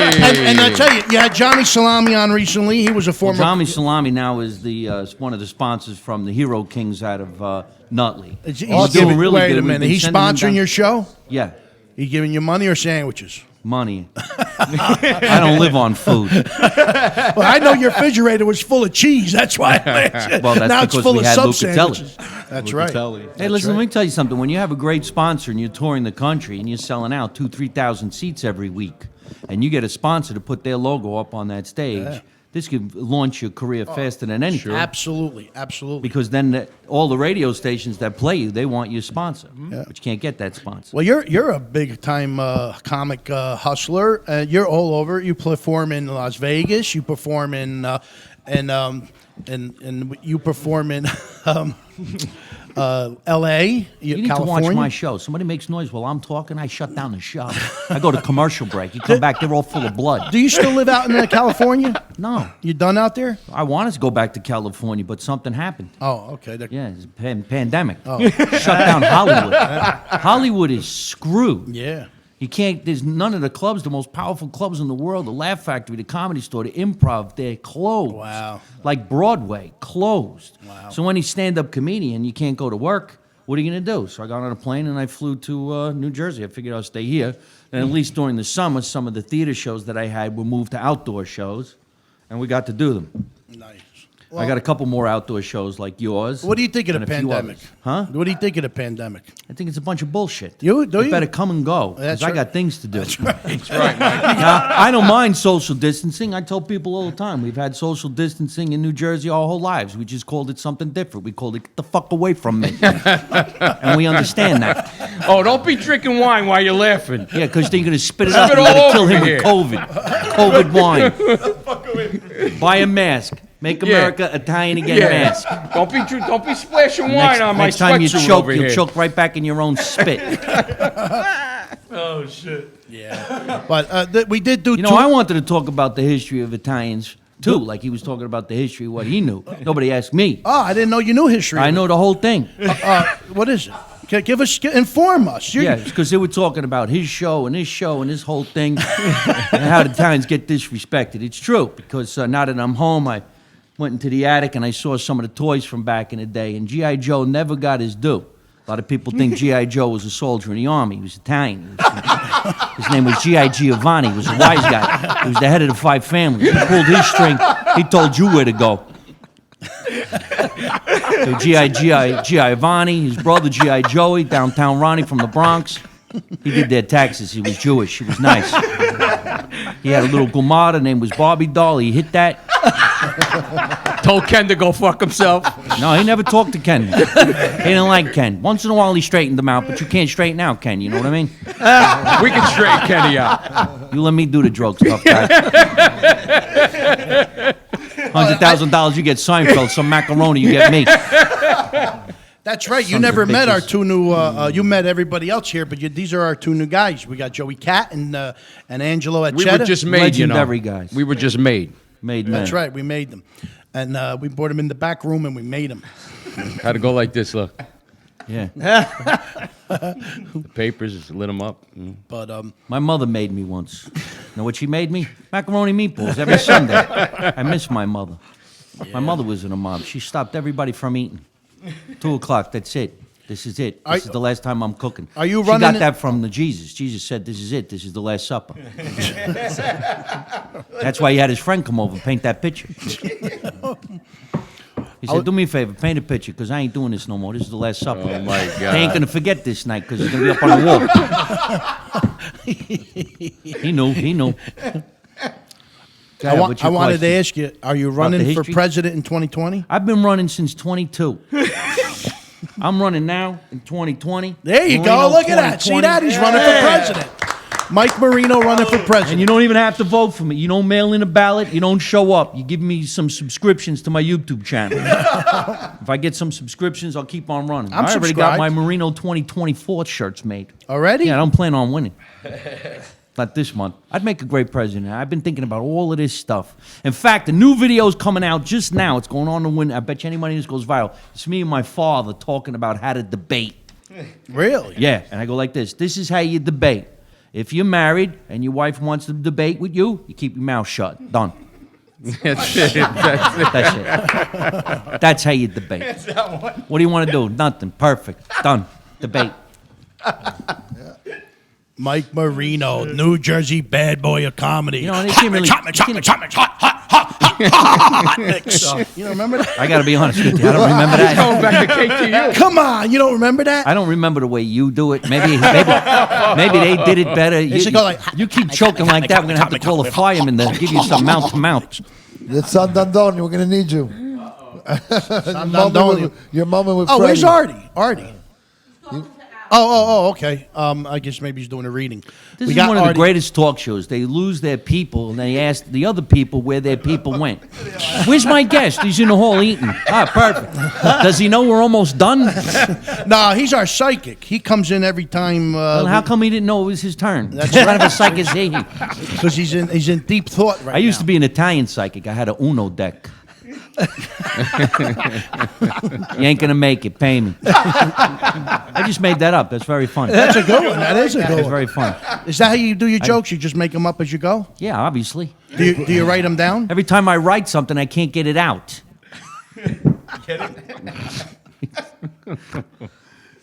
This is the show beyond shows.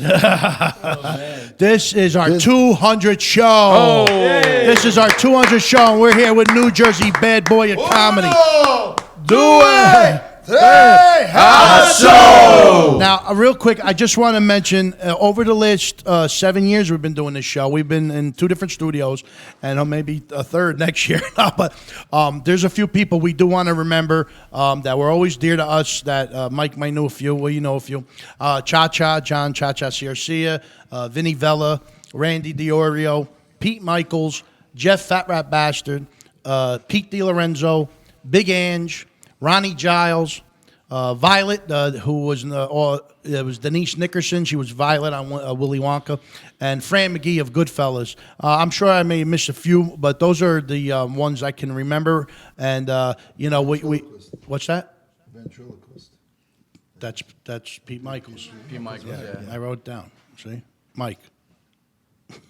Passed away, Pete Michaels. That's right. Yeah. No, he was saying the ventriloquist, but yeah, sure. he was actually on our show March. just before he passed, because then the COVID hit, and he was is that right? Yeah, and you know, he was happy to be here. He very well, because he was dealing with issues and getting him out of the house. I kept trying to get him out, and he got out, and he thanked me about 10 times for bringing him out and getting him out. He was very funny, actually. You know, he was probably cooped up in a little bit too long, and Oh, he's a good guy. yeah, he was all And good. so was Fat Pete, Rat How about Bastard. Pete DiLorenzo? Did you know Pete? No. Oh, Pete. He did some stuff.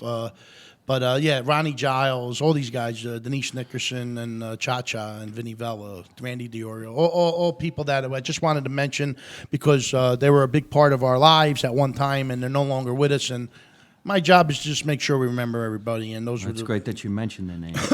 yeah. And You know, a lot of people talked about how the piece de San Gennaro started in Los Angeles through Jimmy Kimmel and Adam Carolla. Actually wasn't that way. Had a lot to do with Cha-Cha. I was one of the 12 guys that started that whole thing. There's all these New York, New Jersey, Italian guys and girls. We got together and we decided maybe we could do it here in Los Angeles. And then Jimmy got his show, so he was friends with one of the producers, and they put his name on it to help us goose it in the ass and get it going. But it was the other guys that actually got Cha-Cha involved who got us the sponsor, which was Precious Cheese at the time, guaranteed them $100,000 to put on the Festa for the first 7 years. That's really how that happened. And then I became the host of all the galas, and I started meeting all the legendary singers and the movie stars, and that's how I got to go on tour. Because when they were done there, they were like, hey, Mike, if you're not doing anything, why don't you come? So I ended up touring with all these big-name celebrity singers. Then I went out on my own. Just the other day, I was talking to Dean Martin's daughter, Dina, and we were supposed to do some big stuff in Vegas, and then all of a sudden this hit, and then that all fell apart. But when you were talking about the history of Columbus and the statue, what we were doing out there, we were trying our best to influence the people in Hollywood that this is true to form. Then we lost it to the Indigenous Peoples Day. Now they don't have a parade or anything. So you feel like calling those people and going, now what'd you get? Nothing. Now you got no That's parade, right. you got no day, you got nothing. And when we were doing the Feast of San Gennaro, where did you people go? To the feast. Yeah, that's now right. now you lose. And when we did the procession going up Hollywood Boulevard, the mass majority of people were Mexican because they all came from where?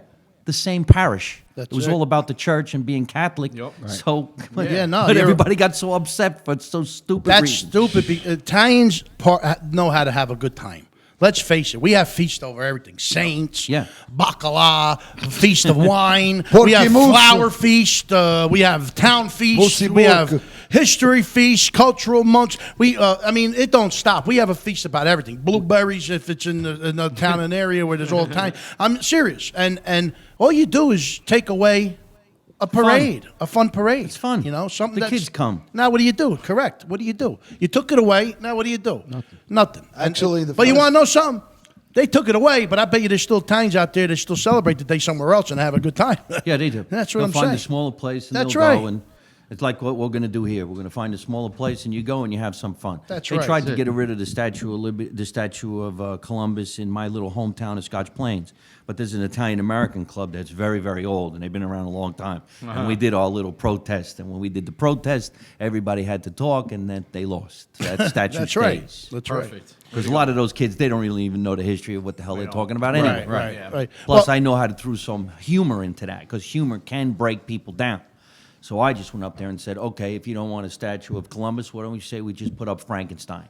Frankenstein's perfect. He was a great leader, died twice, nobody talked about him. And people looking at me like, that's dumb. And I'm like, isn't it? Isn't it? Okay? That's my point, Good right? for you. That's what Good for said. you. It worked. Get him. Good job. Plus, you had baseball bats, too. In every corner of my house. That was the name of my first album, Vinny Get the Bat. I never thought it was a bad thing until I moved to California. I thought it was supposed to be.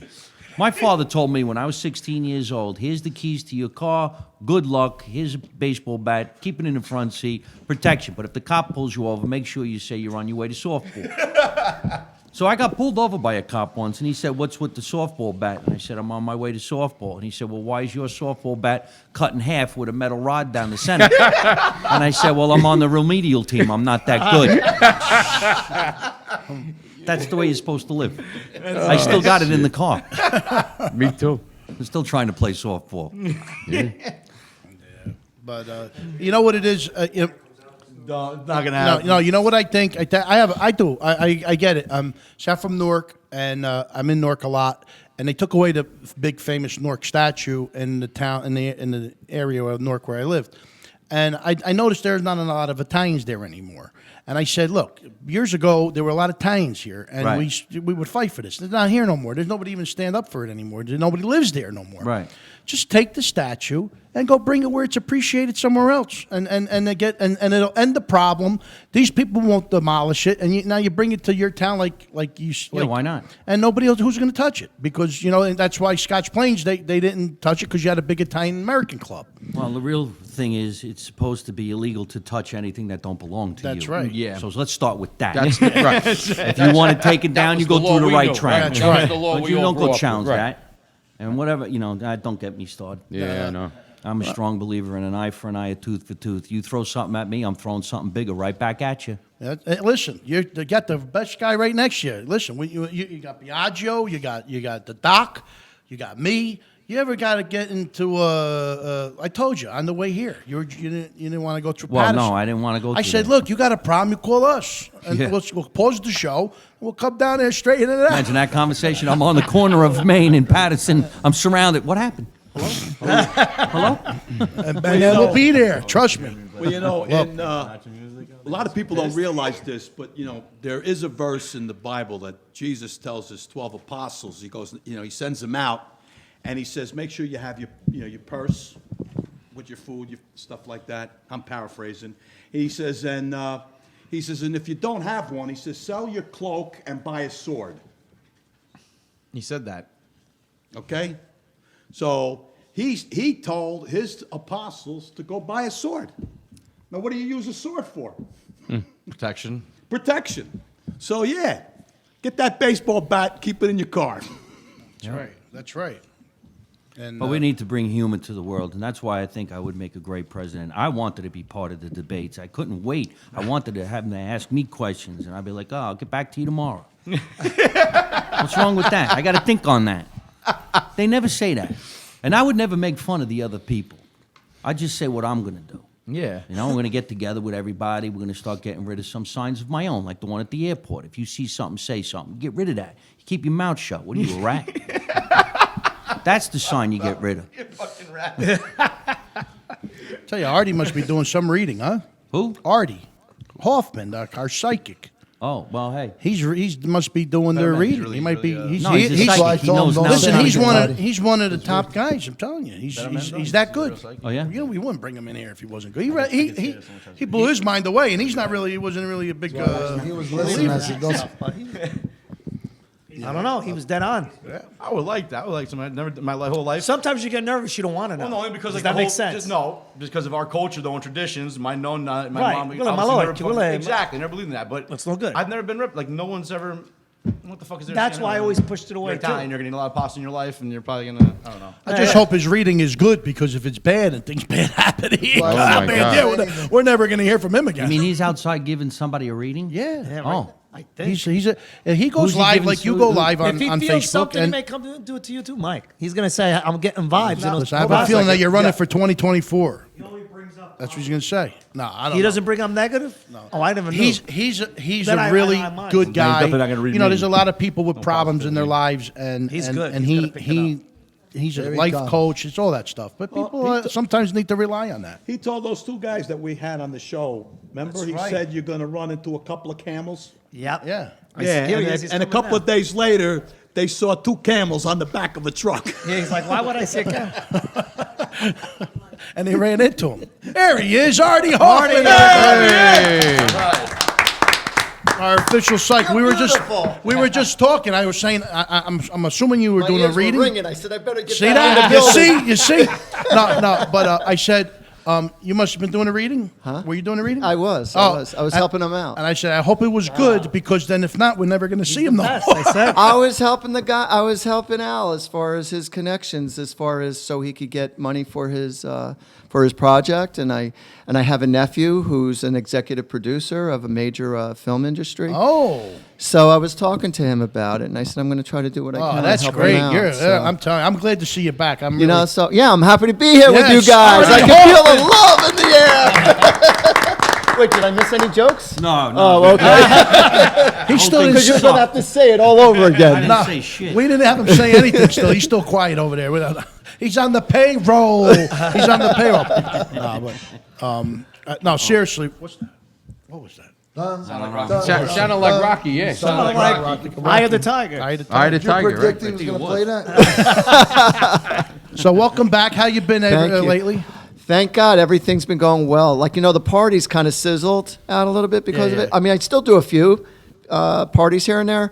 But as far as my private reads have been going through the roof. Wow. Nice. So, yeah. So, you know, if they're not coming to see me in person over the phone, I've been, like, reading people all over the country and Nice. stuff. So, Nice. huh? We're getting out from where? I'll tell you, he does great readings over the phone. Yeah. Trust me. Yeah. Because he actually, my daughter Bianca, he nailed a lot of things. Oh, yeah. Yeah. Over the Listen, phone. what I mean, he's one of the Over best. the He's phone. one of the best. Listen, if he's going to read you right, and you got people admitting what his reading, Tina Davida, she still can't believe it. You blew her away when she was like shaking. When I'm serious, I'm not lying. This is true. I got to tell you, I want to share with you a true story that happened that, you know, somebody once asked me just recently, and I didn't really think about it for a while. And somebody said, you know, because I've read literally for over 32,000 people in my career, no exaggeration. And they said, what was your favorite read or what was your most powerful read? And hopefully I don't get choked up because it was that powerful. So I'll just think of somebody who I can't stand so I don't get choked up. Just look at the bus driver. No, so here's the story. So a guy calls me up and he says, "Hey Art," he goes, I got some major deep issues going on in my life. He goes, "I was wondering if you could please help me. Can I see you as soon as possible?" So I said, "Sure." And I could tell within his voice that he really needed help. So I said, "Sure." So I said, "Come by tomorrow, come around 12 o'clock. So he did. It was a Saturday. And he comes in, and, you know, you talk about the look of depression. So he comes in, he sit down. He didn't say a word to me as soon as he sat down. And I just, for whatever reason, I don't know why I say what I say, but just words come out. And I started talking to him about the meaning of life and how life really works behind the scenes and what the Spirit's all about, what's God's all about. And then I started talking about the meaning of his life and the purpose of his life and where I saw him going. So long story short, after I gave him the true meaning about life and all these choices, without him saying anything, I just felt compelled to say what I said. And at the end of the reading, he stood up and he gave me a big hug and he had tears in his eyes. And he goes, "Art," he goes, "you saved my life." And so a lot of people say, "Oh, Art, you're a lifesaver." When they say you're a lifesaver, I go, "What flavor?" No. So That's another joke right there. How will I do with that joke? you gotta kill him. I tell you, you gotta kill him.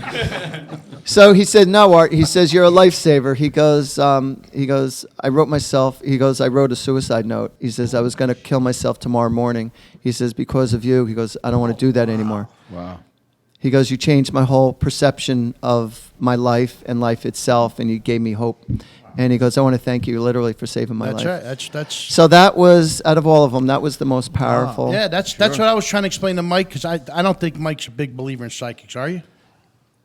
That's okay. You don't have No, to. no. You know, I'm not gonna slap you across the head. I'm really even myself. I'm a little because I don't know. It's hard for me because I don't know because Annette will tell you like it runs in my family. Believe it or not, I don't really mention it. Psychics, Really? yeah. My cousin, it runs in my family.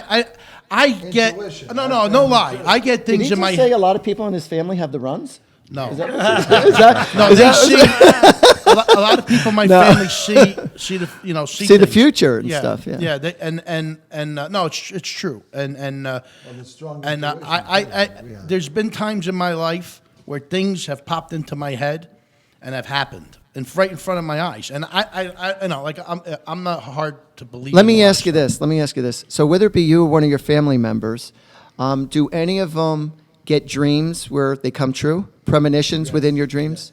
Oh, your mother's like, because I see that doesn't happen to me. I get messages in my dreams and it means something, and I go, oh my God, that's what I'm going through. You know? She'll tell you I dream every night. And when I go to, and I'm not lying, this is God honest truth. I go to sleep every night and I get into dreams and it's like I'm still awake. I live something in my head. I'm actually going through. What do you take and what do you eat right before you go to bed? Because I like to have that stuff too. I'm being honest with you. I can't dream It's that. I'm so tired, I it's- fall asleep. No, Right no. through my When I dreams. wake up, it's like I was awake the whole night in my dream. Really? I actually have a life in my head while I'm sleeping. I'm not lying. It's crazy. And it's not crazy stuff. It's not nightmares. Do you It's- remember them when you wake up? No. I remember some How of them. about a and I'll couple tell hours her, later? I try That to tell her happens to me some a of them. lot. And aren't they weird though? Some of them are. And Or abstract. They're abstract Yeah. dreams. And But they it's- do have meaning. Yes. Even abstract dreams have Yes, extreme yeah. meaning. But no, there's things that pop into my head that have happened, but sometimes things pop into my head that I don't like. And I try to like act like I didn't think it because I don't want it to happen. Just shit that happens. I mean, it just pops into my head. Oh, this guy's gonna crash into a car, you know, and to another car head on. Why would I think that? It just pops into my head. Just so you know, And when I you, try to act like it doesn't happen. believe it or not, when you dream of blood in your dreams, blood is not a bad thing. Blood means you're being protected. So if there's a fight or there's a something going on, and the strong premise of the dream is blood, that means you're being protected. Okay. That's the meaning of blood. It's just. I got to be honest with you. Or I you're gonna never really drown. tell anybody. I think I told Biagio that. Remember, I told you that one time on the phone when you called me in the morning. I'm like, Biagio, you don't understand. My yeah, you're mind's right. just You still said, alive when I'm sleeping. It's Yeah, just so you never I'm sleep. living Yeah, another life in my dreams and huh? I said, but you are sleeping. But No, I am. Your I am. mind- Wait, but did no, you my- realize mine he was goes living a double life? It's just weird, and it's like I said, they're not bad dreams. They're just. They're like drama dreams. It's just like well, I'm going through something. You know, one minute I'll be fighting somebody, one minute I'll be helping somebody, and it's like a movie. Did you ever call someone and tell them about your dream because you dreamt about them Yeah. to let them know? Oh yeah. Many times. Give me a for I'm not. I'll be honest with you. When I wake up, I do remember them. After a few minutes, I completely forget them. Right. I know exactly what I was doing at the moment I wake up and what happened throughout the whole dream. As the minutes go by, I slowly forget the whole thing. I wanna don't understand it, but it's every night. I get cases where every night. where somebody comes to mind. And Now I'm not going to dream no more because of this. What somebody comes to mind, I'm like, wow, that person, I haven't thought about them in a while. And then about the next day, maybe 2 days, they'll You'll come see to them. mind again. I'm like, there's a reason why they keep coming to your mind. So then you reach out to them. You know? Artie, a friend of mine, Lauren Colangelo, you did her reading. She said you floored her. Really? Yep. She just texted me now. Thank you, Lauren. I She appreciate She that. said you absolutely blew her away. Tell her See that- what I'm Amazing. saying? I'm not lying. Tell her I'm ready that, tell for her a the reading. check is in the mail. Thank you for that testimony. No, but my cousin told me that it ran in the family, Yeah. and like me, I don't take it that way. Right now, I just told you about my dreams, but they're like I'll be driving and I'll be thinking while I'm driving that I'm gonna go head on with a truck, and it'll just make my mind will just think that, and I'm like I can't. I try to act like I didn't think that, you know, because I don't want to predict that Right, happening. you think that's going to happen? Yeah, Let me so- ask you something, if you don't mind. How do you know if you have that gift? Is that a stupid question? How do you know? How do you know if you have that How gift? do you know if you can read people? Right, because you could look at somebody and say, oh, I feel something. How do you know you have that gift? A lot of times when I first started for many, many years, I literally thought I was just blowing smoke up people's ass. And I would just tell them a story of just anything. And when I first started... COVID, by the way. Huh? That helps cope. And I'll Smoking up people's smoke it ass. up people's ass. That's What right. they used to do back in the day. Get high. No. And don't worry about it, They used to man. blow smoke up people's ass, and that's how they used to get rid of pandemics. You know that? That's a beautiful thing. It's a true story. Mike, There's there's a lot of another stuff, joke. that Write it down. I got a pen.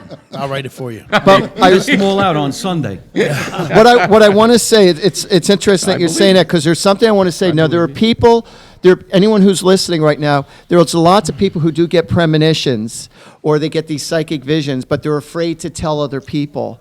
And, because I don't want to be wrong, I don't want them to laugh at me. So what you do, the healthy thing to do is tell them that you had a dream about them.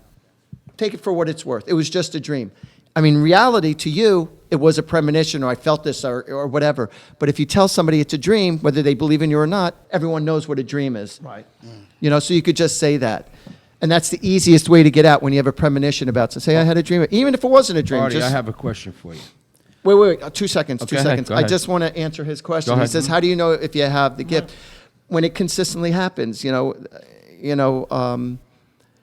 if you are consistently getting thoughts and you see them manifesting, you see them coming true, then you do have a gift. Now, there's a difference between somebody where it just comes to you randomly. How do you control it? If you start to meditate, if you learn how to, there's different ways to meditate. But if you start to meditate, you could start to do it at will, because that's what happened to me when I first started. I was getting premonitions about my second wife, and we were only friends at the time. And I kept on getting these, you got to tell her this, you got to tell her that, you got to tell her this. And I couldn't go to sleep. And so I called her up, and we were just acquaintance friends.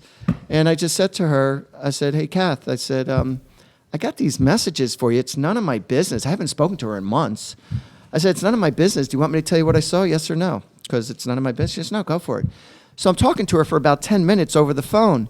I had no clue what the hell I was telling her. I didn't know what I was saying. I was just expressing feelings and emotions, and I thought I was just making this shit up. And she goes, is there anything that I said to you? Did anything make sense? And she goes, it's really interesting. You're telling me things that nobody else knows but me. My fiance doesn't know. My best friends don't know. Nobody knows my true feelings but what you just said to me, and you're 100% on the money. And so I got a shot up my spine because I'm just learning about the spiritual stuff when I first started years ago. I said, okay. So I had to see another psychic friend of mine saying, all right, what's going on in my life? Because I'm married, she's engaged. I mean, I'm attracted to her, but, we were two separate lives. And so I knock on the door of my psychic friend, and I felt like crap inside because I was like all discombobulated. And so she looks at me, she answers the door, she goes, hey, Art, how you doing? Because I haven't seen her in a while. And I go, hey, how's it going? I'm in a fog. And she goes, oh, you look great. I go, I do? Because I felt like crap. And she goes, oh, congratulations. You look like you just met your soulmate. Wow. I go, oh. And then she told me, she goes, you're not going to be with the one you're with. Wow. You're going to end up being with this girl. And I said, are you serious? I can't even see myself getting a divorce. Not that I was overly happy in it, but in my family and the way we were raised, I can't see myself. She goes, no, you're going to end up getting a divorce. You're going to end up being with this girl, and you're going to end up married. Wow. It was my wildest dreams. I couldn't even imagine. And lo and behold, I ended up not being with her. She ended up not being with her fiance. We ended up being happily together for like 11 and a half years, and then yada, yada, yada. Yeah. Wow. I'm sorry, you started That's okay. saying something. You're probably the person to ask this to. Am I going to win $1 million? No. I don't dream a lot, but what I do get is deja vu, and it's so strong that I got to go upstairs, and I'm shot for 2 days. I mean, really bad. Like I get a rush from my ankles to my brain, and I had 20 people over my house this summer. I had to go upstairs and lay down, but it's the strongest feeling that this happened before. So strong that, what everybody knows what deja vu is. I get that. I do get that a lot. Wait. But I get it so bad that I get scared. I'm going to explain to you what deja vu, what really deja vu is, but I'm going to explain a phrase. You're allowed to take this one to stage if you want. For all of you who know what deja vu is, well, there's what's known as deja poo. I felt like I've heard this crap before. Right, write it down. Mike Marino jokes for sure. Let me know if you're getting any kind of deja vu or how my career's going to take all these new jokes. I got a million of them. It's really scary. No, so deja vu. What deja vu is, before you're born into this world, literally, before you're born into this world, we're the ones who pick our parents, believe it or not. We pick our parents. We already know how we're going to die, when we're going to die. We already know a course of events of what's going to happen in our life before we're actually born. We pick Right? our parents. We pick our parents. We pick the challenges of our life so that we could spiritually grow. Now, when we are born into this world, we're blessed with amnesia. So when you have deja vu, you literally are having a recall of what you already know is to happen in this life. Wow. It's something, it's a recall because you already know. Now, is everything written in stone in this lifetime? So I lived No. this life before? You're telling me? Yes. You've been here before. Absolutely. Wow. So like I said, so there are things that are written What in are you laughing at? Welcome back. Hey, Mr. Cotter! Mr. Cotter, welcome back. Hello, Mike. Welcome back. No, I'm telling you. I'll be back. No, but that's it what deja floors vu me is. Where I got to go lay down. That's how All it bad is, it's a recall of something you already knew, because there are certain things, come hell to high water, are going to happen in your lifetime. So when you do have that deja vu moment, it's like, oh, okay. So when you feel like I've been in this house before or whatever, when you feel like you've been in this house before or been at places before, that's true where in a previous life you have been there before. You have been there before, because it's a strong, because you could tell, like if you go upstairs in a house that you've never been in this lifetime, you're walking in for the first time, it's like, I know that underneath the carpet in the corner, there's blood stains, or there's this, or there's that. You know, you could describe it because in your previous life you were there before. People will have recalls about the war, because not that they lived the Civil War or World War II, but yet that's how they died in their previous life. When you have a birthmark, a strong birthmark or something, that's where you died. You were killed with the birthmark, whether it be in your side, your ass, or whatnot. When you have a major birthmark, that was the marking of how you died. Mike, in you your got any previous life. birthmarks? No, but this girl I'm dating got one right in the belly. Somebody shot her. It's a big one, too. Must have been a shotgun. I got one in the back. I can't wait to tell her, hey, listen, you know that thing that you think is so sexy? Well, that ain't no birthmark. You were shot. Hey, there are a couple things I want to mention real quick. A Wrestling Christmas Miracle trailer just came out recently. Check it out on our Facebook page. That's the Kenneth Del Vecchio production. That is going to be a lot of fun when we see the full movie. Biagio's actually in it. Mike Jumpin' Gennaro's in it. I'm in it. Cool. And there's a few other actors like Martin Cove from The Karate Kid, Scotty Schwartz from A Christmas Story, Julie McCullough, two-time cover of Playboy magazine, Buddy Fitzpatrick. You know Buddy? I know everybody you named so far. It's pretty Oh, amazing. Buddy Fitzpatrick. Wow. Jimmy Walker from Good Times. Sure. Todd Bridges from Different Strokes. The comedian Gilbert Gottfried's in it. Godfrey's in it. Oh, I love Gilbert Gottfried. Yeah. And I know I mentioned a few. Oh, Michael Winslow from the Police Academy. He was the one who did all the sounds. Yeah, cool. And I know I mentioned a few, but you got to check it out. A Wrestling Christmas Miracle trailer. It's on the Wise Guy page, or go to Kenneth Del Vecchio's production page, or go to just Google YouTube Wrestling Christmas Miracle trailer, and you'll check it out. And also, real quick, I want to thank Lenny and Lucia at ZazRadio.com for all their updates and schedules and doing their pre-show before us. Lenny and Lucia are big friends of ours and their family, and hopefully things go well in the next couple of weeks and months. We'll have them in the studio and do a show with them. And I was thinking, if that's possible, maybe have them do their 7 o'clock show here, and we continue it at 8 o'clock. Also, Freestyle Fridays with Boricua Passe, DJ Boricua Passe at Boricua Passe Radio app. It is a free app. I'm telling you, you will not regret. If you're a big freestyle fan, check it out.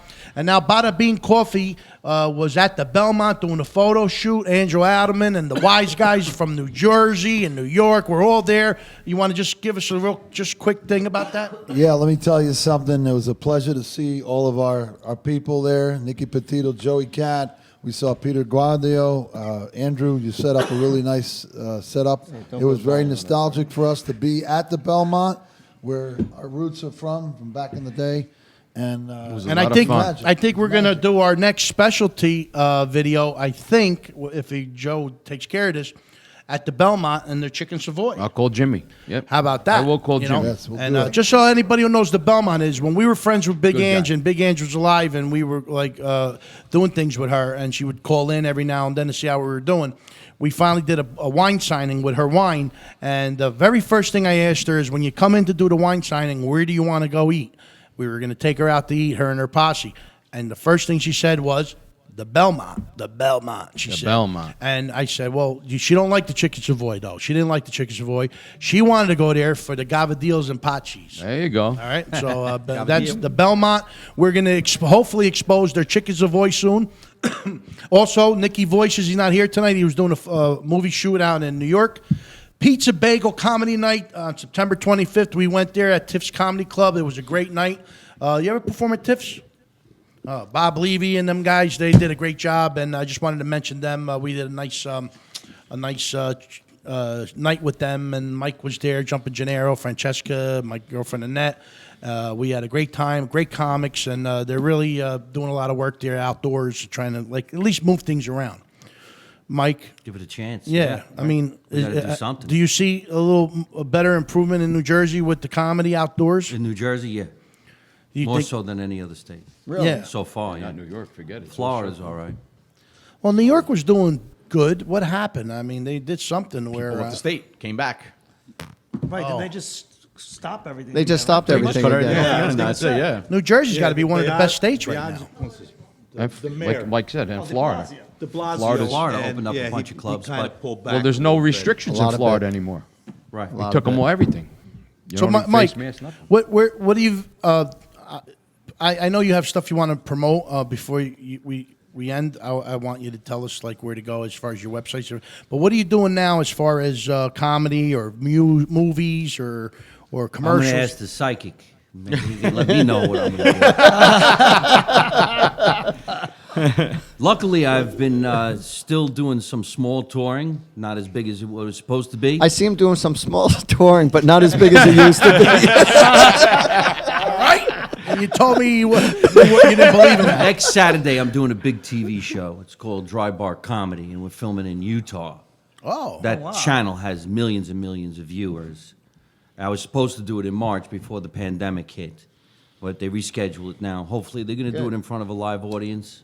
I'd hate to do that Zoom shit. yeah. From there, I got a couple other shows to do throughout the United States, and then I have, thank God, 2 weeks back-to-back in Florida from Christmas to New Year's. Oh, that's great, great. nice. Florida opened up a little bit too. I heard. A lot of Yeah. it. They opened up everything. Well, you know, this is the one thing. You know, I follow the news, and you know, Trump obviously was diagnosed recently with the coronavirus, and they gave him stuff to take, and he seems to be doing better. Now we don't know. I mean, I guess a few days got to go by till you know for sure. But they released him from the hospital, and he went back home or to the White House. And but if he is taking something that's going to help him just get better, why? I don't understand why everybody isn't They're taking steroids. that. Is everybody taking that? Is everybody being treated the same? Fred, he got the same treatment as anybody else. The only thing that he got different was one of the tests, drugs that is being tested. He was. Oh, he did take. Everything else was the same thing you would But get. that's therapeutic. He took a therapeutic drug. They're testing it out there. A lot of people are on the test. It's got good progress, so they gave it to him. Oh, okay. All right. Well, because I did, you know, he was in the hospital. Said he got it. Was in the hospital for 2 days, and he's already going home. So I was kind of a little from what I skeptical understand, about that. him and his wife they caught it at the very earliest stages. Okay. So that's why it's not like it's been with them That for a while. helps, It's yeah. early I stages, guess. so that's why they that's said. because he gets tested every day. That's why they knew because he's the president, he gets tested every day. So right away it appeared. Right. So right away they attacked him. Right. I got you. You could get tested one day, and the next day you could get happy. That's right. That's right. That's weird, isn't it? Yeah. Yep. Everybody's. You have today, you don't have it tomorrow. I think they gave him the pill with the saucer of milk. Arterial monochromia. Remember that? Yeah. It worked. Yeah, you're right. Luckily Looks not. at his tongue every day. You get the flu, it's the COVID. Right. I saw something on the internet, and it dealt Gotta with be true. France. No, it was a news broadcast that it dealt with France. They had a second wave of the COVID. And what they found with the second wave was that the recovery rate was rapid and there were no deaths. Oh, wow. And it's obviously what's happening is people's immune systems, those that have already gotten it, now have an immune system so they recover faster from it. So that process is also taken care of. The product that they gave the president that's available for others, the COVID germ has like tentacles. And the product that they've developed, what it does is it attaches to those tentacles and it neutralizes it. So, the science and the development that's coming out is obviously very rapid, and the stuff is beginning to work. Yeah, I believe good that news. sooner or later they're Right. going to Yeah, find they're gonna something. get something. If the world is at it, whether it's China, whether it's France or Italy or even the U.S., they're going to find, so they're going to know when you get it how to treat it immediately. And even in the later stages, they're going to eventually come up with something there where you don't need the vaccine. You're just going to need to know what to take. I'm going to when tell you get it. exactly what to take. I'm serious. And if they promoted what vitamins to take so you don't get it, there's 4 vitamins you take so you cannot get the COVID. And if you do have it, it will attack it right away because I don't have it. And I know A and D. Zinc. It's zinc, Right. vitamin C, quercetin, and NAC. Oh. It's a vitamin called NAC, quercetin, zinc, and vitamin Go to C. the drugstore. Right away. There you go. Just say, they all come You- in like a single pack? No, you get them in a bottle. It's a bottle. You go to any vitamin store, will have them. GNC, Vitamin Shot, whatever. You get. sure. Yeah, you get those 4. You have them in your system. You will not get it. So at the time do you remember when the people when they were first on the ship and all these people were getting sick and there were certain few people who did not have the virus on the ship because in their system they had the quercetin, they had the zinc, they were high in quercetin, zinc, NAC, and vitamin C. They had those Makes vitamins sense, in right? their system, and those were the ones that did not get sick. Everyone else on the ship got sick, and there was a big on the news. Wow. So there you go. Thank you. And it's like quercetin, something like QUER, yada yada Oh, yeah, yada. it's the weird- Cortis. Yeah, right. With the Q, You should have a little quercetin pack, or like something. Yeah. Yeah. Daily pack. But I take them in the morning and I take them at night, and I'm good. I take them twice a day. I cover my ass. Before we go, this is our 200 show, and before we end this show, We got to have some of that cake. we're gonna have some of that I'm cake. gonna jar cake. Yeah, we're gonna have some of that cake. But I do want to let you know we've been doing the show. This is our segment where I'm gonna cut out and we're gonna air it separately. I'm gonna edit it and I'm gonna break it down. But I want to remember many people who were part of this show. I'm probably gonna forget a few of yous or a lot of yous actually, but these are the ones that stood out the most. And I want to thank everybody for being a part of our 7 years of the Wiseguyz Show. We are growing every day, and we're doing so many different things. As she passes out the cake to everybody, I want to start off with our 200 years of memories, and I'm going to mention a lot of our guests, what we did, and just want everybody to just bear with me and let me give everybody with their fair share of what it is. And if you want to mention anything afterwards, something specifically you remember, that's great. But right now, the Wiseguyz Show 200 show wants to thank and share our memories with our viewers. And everybody wants to know what the Wiseguyz Show is about and who we have on. Well, here we go. Rick Cerrone of the New York Yankees, Federico Castelluccio, John Bianco, The Godfather, Artie Pasquale, the Brooklyn Banker. We did a red carpet with them. The Sopranos Champagne Party that we had Sopranos come into the studio. Our friends Big Time Tommy and Vinny Dice, who we're hoping to do more stuff with. C.C. Peniston and Taylor Dane, famous artists. Dwight Gooden, Catfish Cooley, the celebrity boxing. The Italian Chicks, Julie McCullough, Buddy Fitzpatrick. Danny Aiello tribute that we did in Jersey City. Nick and Frankie Vallelonga to Tony Lip's Restaurant and two-time Oscar winner movie of the movie Green Book. Chuck Wepner, who was one of our first guests. Big Ange, who's no longer with us. Uncle Nino from MTV's the Jersey Shore. Joe Giudice, who we did a meatball contest in our old studio with Johnny Meatballs, and it was a lot of fun. Also, Lana Graziano Manja too in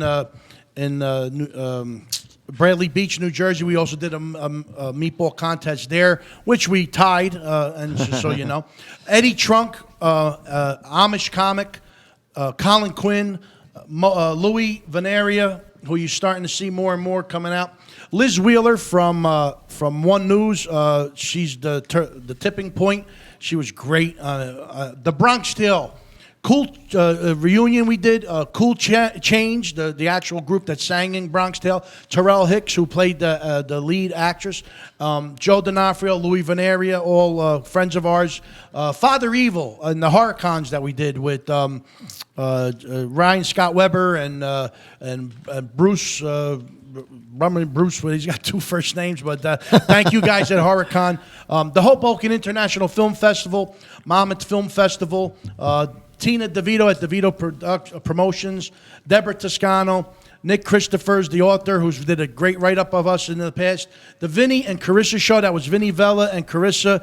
We were on the show. We went to New York to do the show. It was a great night. You can check the video out on YouTube.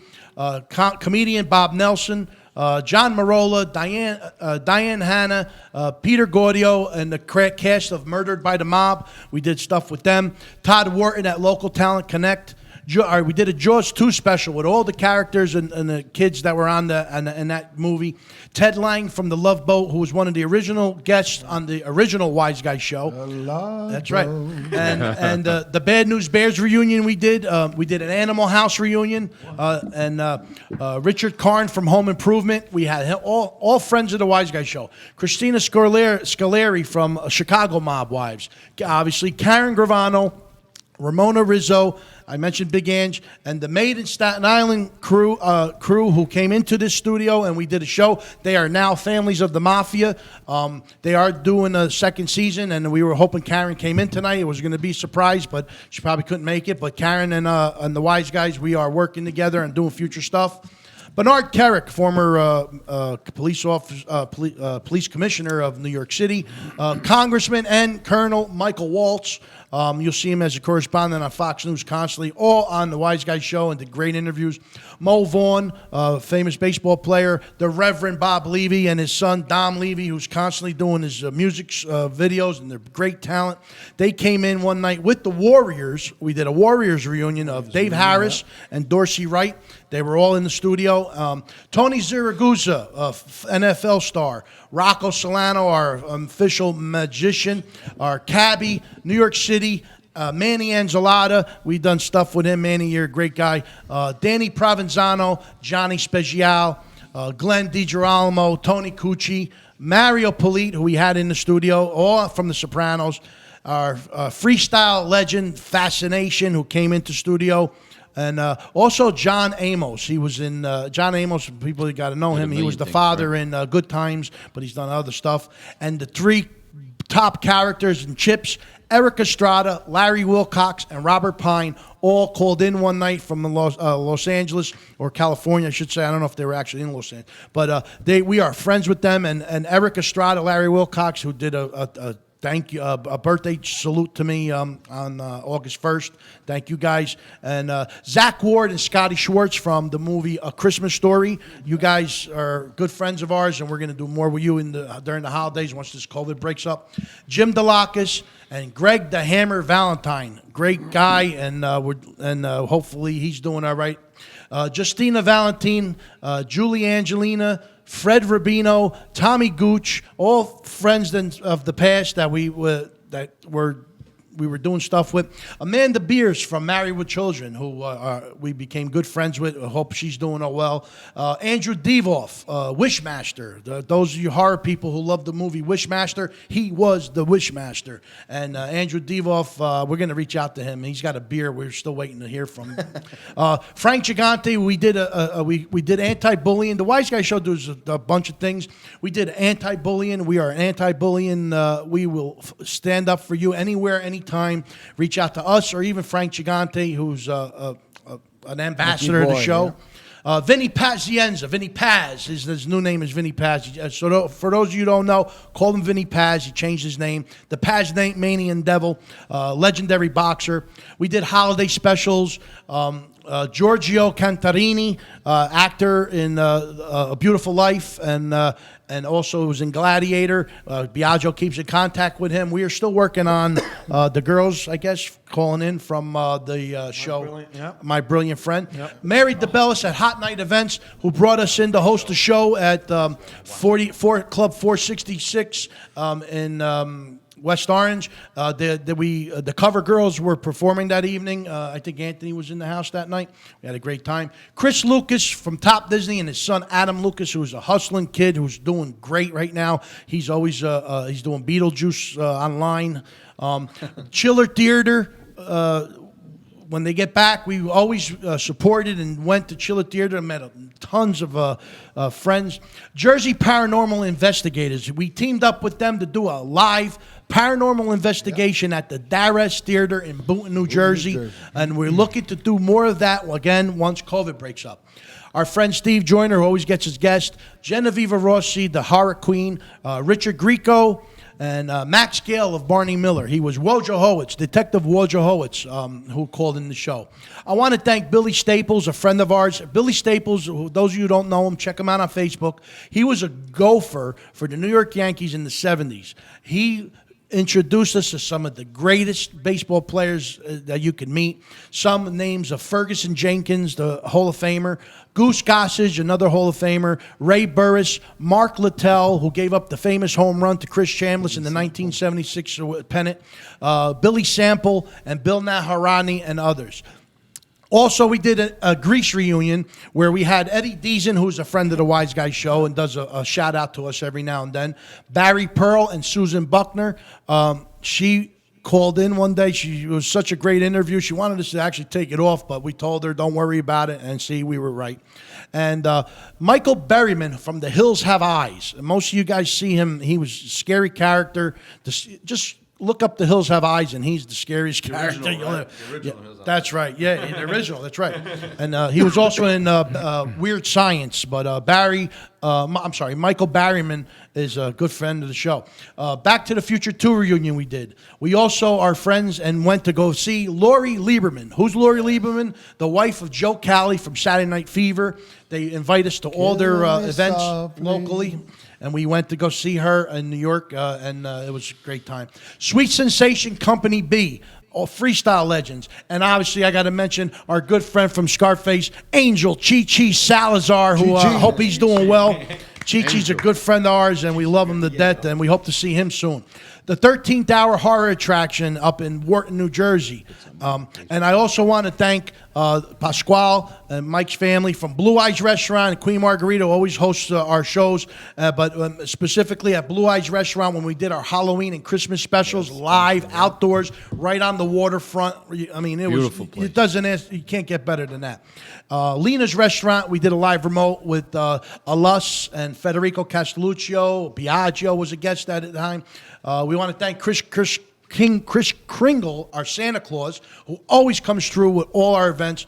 One of the best Santas. And our top guy next to Mike Marino is the amazing Kreskin, who's been on our show numerous times. The number one guy. He was on the Johnny Carson show more than anybody. He was on David Letterman more. He's amazing. Guy is amazing. He is the amazing Kreskin. God bless him, and hopefully he's doing well. Boxers like Bobby Ches and Jackie the Joke Man Martlin. Johnny P, Late Night with Johnny P. The It Crew, Jack O'Halloran, boxer, actor. He was the guy in Superman 2. Most of you know him as a boxer. He was the org, or the evil, one of the evil of the three in Superman 2. Lou Essa, another heavyweight fighter. Johnny O, freestyle artist. Burt Young from Rocky. Our recent interview, with Don Most from Happy Days, who we sent a bottle of Rockabella vodka. We're waiting to hear back from him with a picture. Jerry Mathers, the Beaver, one of the top names ever in television history, called up the Wiseguyz show and gave us an amazing interview. I will break them down eventually. Just give me a little time. France Jolie, legendary artist, recording artist. Lizette Melendez, the same. Big Daddy Entertainment, Richie Young, and the lupus event that we do. We support lupus. Autism, the event that we do with Vinny, Swing for Autism at Sterling Security, and Special Needs with Yolanda at Leniv's Restaurant. We want to thank all of them. We're going to, once COVID gets better, we will break that. We will get back to doing stuff at Leniv's. Also, breast cancer, which we did recently at the Celebrity Boxing with Damon Feldman. Damon is the chairman of Celebrity Boxing. We have a fighter recently that's going to be in there fighting on November 21st. We were just at the press conference at the Showboat in Atlantic City. They were doing something big on breast cancer, and we back them 100%. Rita Gigante and Big Ange with the book and wine signing that we did. 150 people showed up to this little cafe to stand in line to meet Rita Gigante, the daughter of famous mobster Frank Gigante. Sammy the Bull. The Gigante. The Chin. That's Vinny the Chin Gigante. Vincent the Chin Gigante's daughter. And Big Ange obviously was side by side with her signing her wine, and Rita was signing her book. Mick Foley, legendary wrestler of WWE. Butch Patrick, Eddie Munster. Cindy Williams, who played on Laverne and Shirley. She was Shirley. And Ray Mercer, Shannon Briggs, 2 heavyweight champions. Judy Torres, the queen of freestyle. Vic DiBitetto, Anthony Rodia, the Uncle Louie Variety Show, and Carlo Russo and Lou Greco. But if I missed you, I apologize. But that was just some of the stuff that the Wiseguyz have done over the last 7 years, and there's so much more I didn't mention. We want to thank everybody for being there with us throughout and all these amazing things that we did. You want to mention what the Wiseguyz show did? Just play the video when I edit it, and there you go. What do you think, Biagio? What's your famous memory of the Wiseguyz show? Oh, there's too many to mention. There's a lot. There's a lot. We had so many great guests. Yeah, I mean, we just a lot of memories. Yeah, and Mike, you have anything specifically that Well, stands listen, look who's around this table. Everybody, to some degree, becomes part of a family, and that's pretty much the chemistry of the show. Everybody has something special to share, and we welcome you, and I appreciate being a part of this journey. So. Well, here's some names of the Wiseguyz show hosts, past and present. We had Joe Chicalo, Billy Gagoots, I want to mention, Johnny Salami, Artie Hoffman, Ray the Caterer, Minnie Peter, James Chalice, Shane Coyle, Mad Dog Mike Jenkins, who does show with us every now and then, our magician also, Mike Healy, Jerry the Plumber, Craig Loigren, Dookie Scala, and today we have Artie Hoffman, Mike Marino. You're our special guest host of the evening. The Doc, we added to the group. Biagio, obviously. Me, Freddie the Fireman, Jumpin' Gennaro, Joey Cat, Angelo Chetta. We want to thank all you guys for making our 200th show something special. There's the cake. I want to take the cake and show everybody. Mike, I want to thank you for coming in and joining us this evening. It was a great night. We do want to thank Al Bandiero and his wife, Arlene. I don't know why you said Marilyn. For some reason.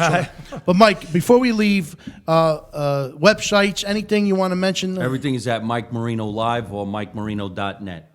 That's it. And check him out. Book him. We get 20% if you book him. So just mention the Wiseguyz. Artie, you want to just mention your Facebook page? Thank you. Yeah. And when you go on, every Sunday night I do free readings for people. Every Sunday night at 8 p.m. Eastern time. I connect to people's loved ones in heaven, and I tell people about the past, present, and future. So if you just join me at Artie Hoffman's Angels and Answers. Every Sunday night, 8 p.m. Eastern time. Thank you. That's right. And I also want to thank our photographer who comes in. He's all over the world. This guy travels more than anybody I know. But Anthony, our photographer at Scala Photography, our big shot bus driver with his hat on over there. He's a big shot now, Biagio. He's wearing the NJ Transit. Is that what it is? It's an NJ Transit hat. Yes. He's got to go to bed soon. Look. That's right. He's got to go to bed soon. And obviously the talent coordinator Annette, who's done a phenomenal job with the Switcher Studio. And on behalf of the Wiseguyz, again, I'm Freddie the Fireman, and all the Wiseguyz, I want to thank you so much for making our 200 show special. God bless you. San Dandon didn't do a blessing. San Dandon. Oh, you got to do a blessing. Well, give us a blessing. San Dandon. You want to do a blessing? The blessing of the 200 show. A blessing of the 200 show from San Dandon. Come on, Father Sarducci, get over here. Fala Zuba. All right. All right, Sandandonia. Thanks so much. And God willing, we'll see you in 2 weeks with Richard Pryor Jr. and Arlette. And also Joe Woolley. I forgot to mention Joe Woolley, Mr. Matsad. Yes, a new Matsad. member. New member, that's right. Joey Matsad. So hopefully check us out in 2 weeks with Richard Pryor Jr., Arlette, and Joe Woolley. We'll see you then. Thank you so much. Good night. Ciao. Do it.